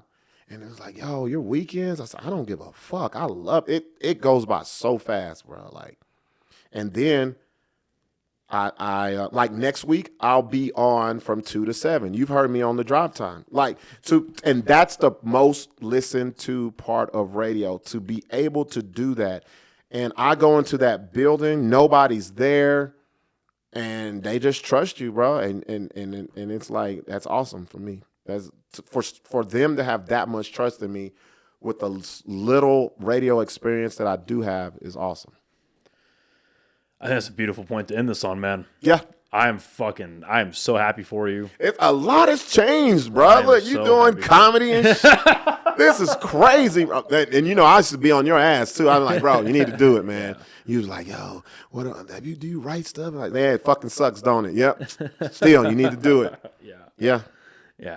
I'm very happy for what you're doing, man. I'm very you too. happy I'm proud of you too, man. I'm proud of you keeping OnlyKings going. I remember when I came in here, it was not nearly that many signatures on that. You've moved locations, you kept it going because this is the hardest shit, man. People think podcasting is easy because people like us make it look easy. You know how many podcasts I've seen come and go within a month? I'm sure. Episode 2, I ain't seen nothing since. And I'll be mad because I'm like, man, I like to go on other people's podcasts, man. I don't like our shit is cool. Like we do what we do, but to get in a different setting, to get questions asked, like you ask questions that we normally wouldn't talk about. And I need the women to get in this game. I need some ladies to really get into podcasting because I know a lot of talented women, and I've already told them. I made social media posts. Y'all need to get on this shit. We can't have it male dominated. Not at all. I agree. No, I agree. And again, I think just because there can be more, it's not going to bring everybody else down. No, what I mean? Not at all. The more people that do it, that only elevates everything else. Right. So, listen, man, this is. I knew it was going to be fun. I've been looking forward to this. It's easy, bro. So, thank you so much for coming through. Do you have any upcoming shows or any upcoming? Yeah, man. I got a lot of stuff coming up. Yeah. Actually, I have something that I cannot talk about that I found out about today. I wish I could tell y'all. Just be on the lookout for it. That's all I say. Okay. I got, I'm doing my hosting thing. I'm I'm hosting a big concert down in Las Cruces. It's a hip-hop concert. It's DJ Paul of 3-6 Mafia and Young Buck from G Unit. Shout out to my boy Tommy Black. He'll be doing that with me. After that, I got the Summer Splash concert. That's coming. That's with Ja Rule and Ashanti. And then I'm getting back to comedy. I will be a part of Tommy Black is filming his Amazon special. Oh, shit. So he has me on that down in Las Cruces in August. Also, I'll be going back to Colorado and Farmington. I'll do that weekend in August as well. Anything that you want to find, because I don't remember dates, just go to my website, robertbuckdgipson.com, and that's Gipson with a P. Fuck yeah. There we go.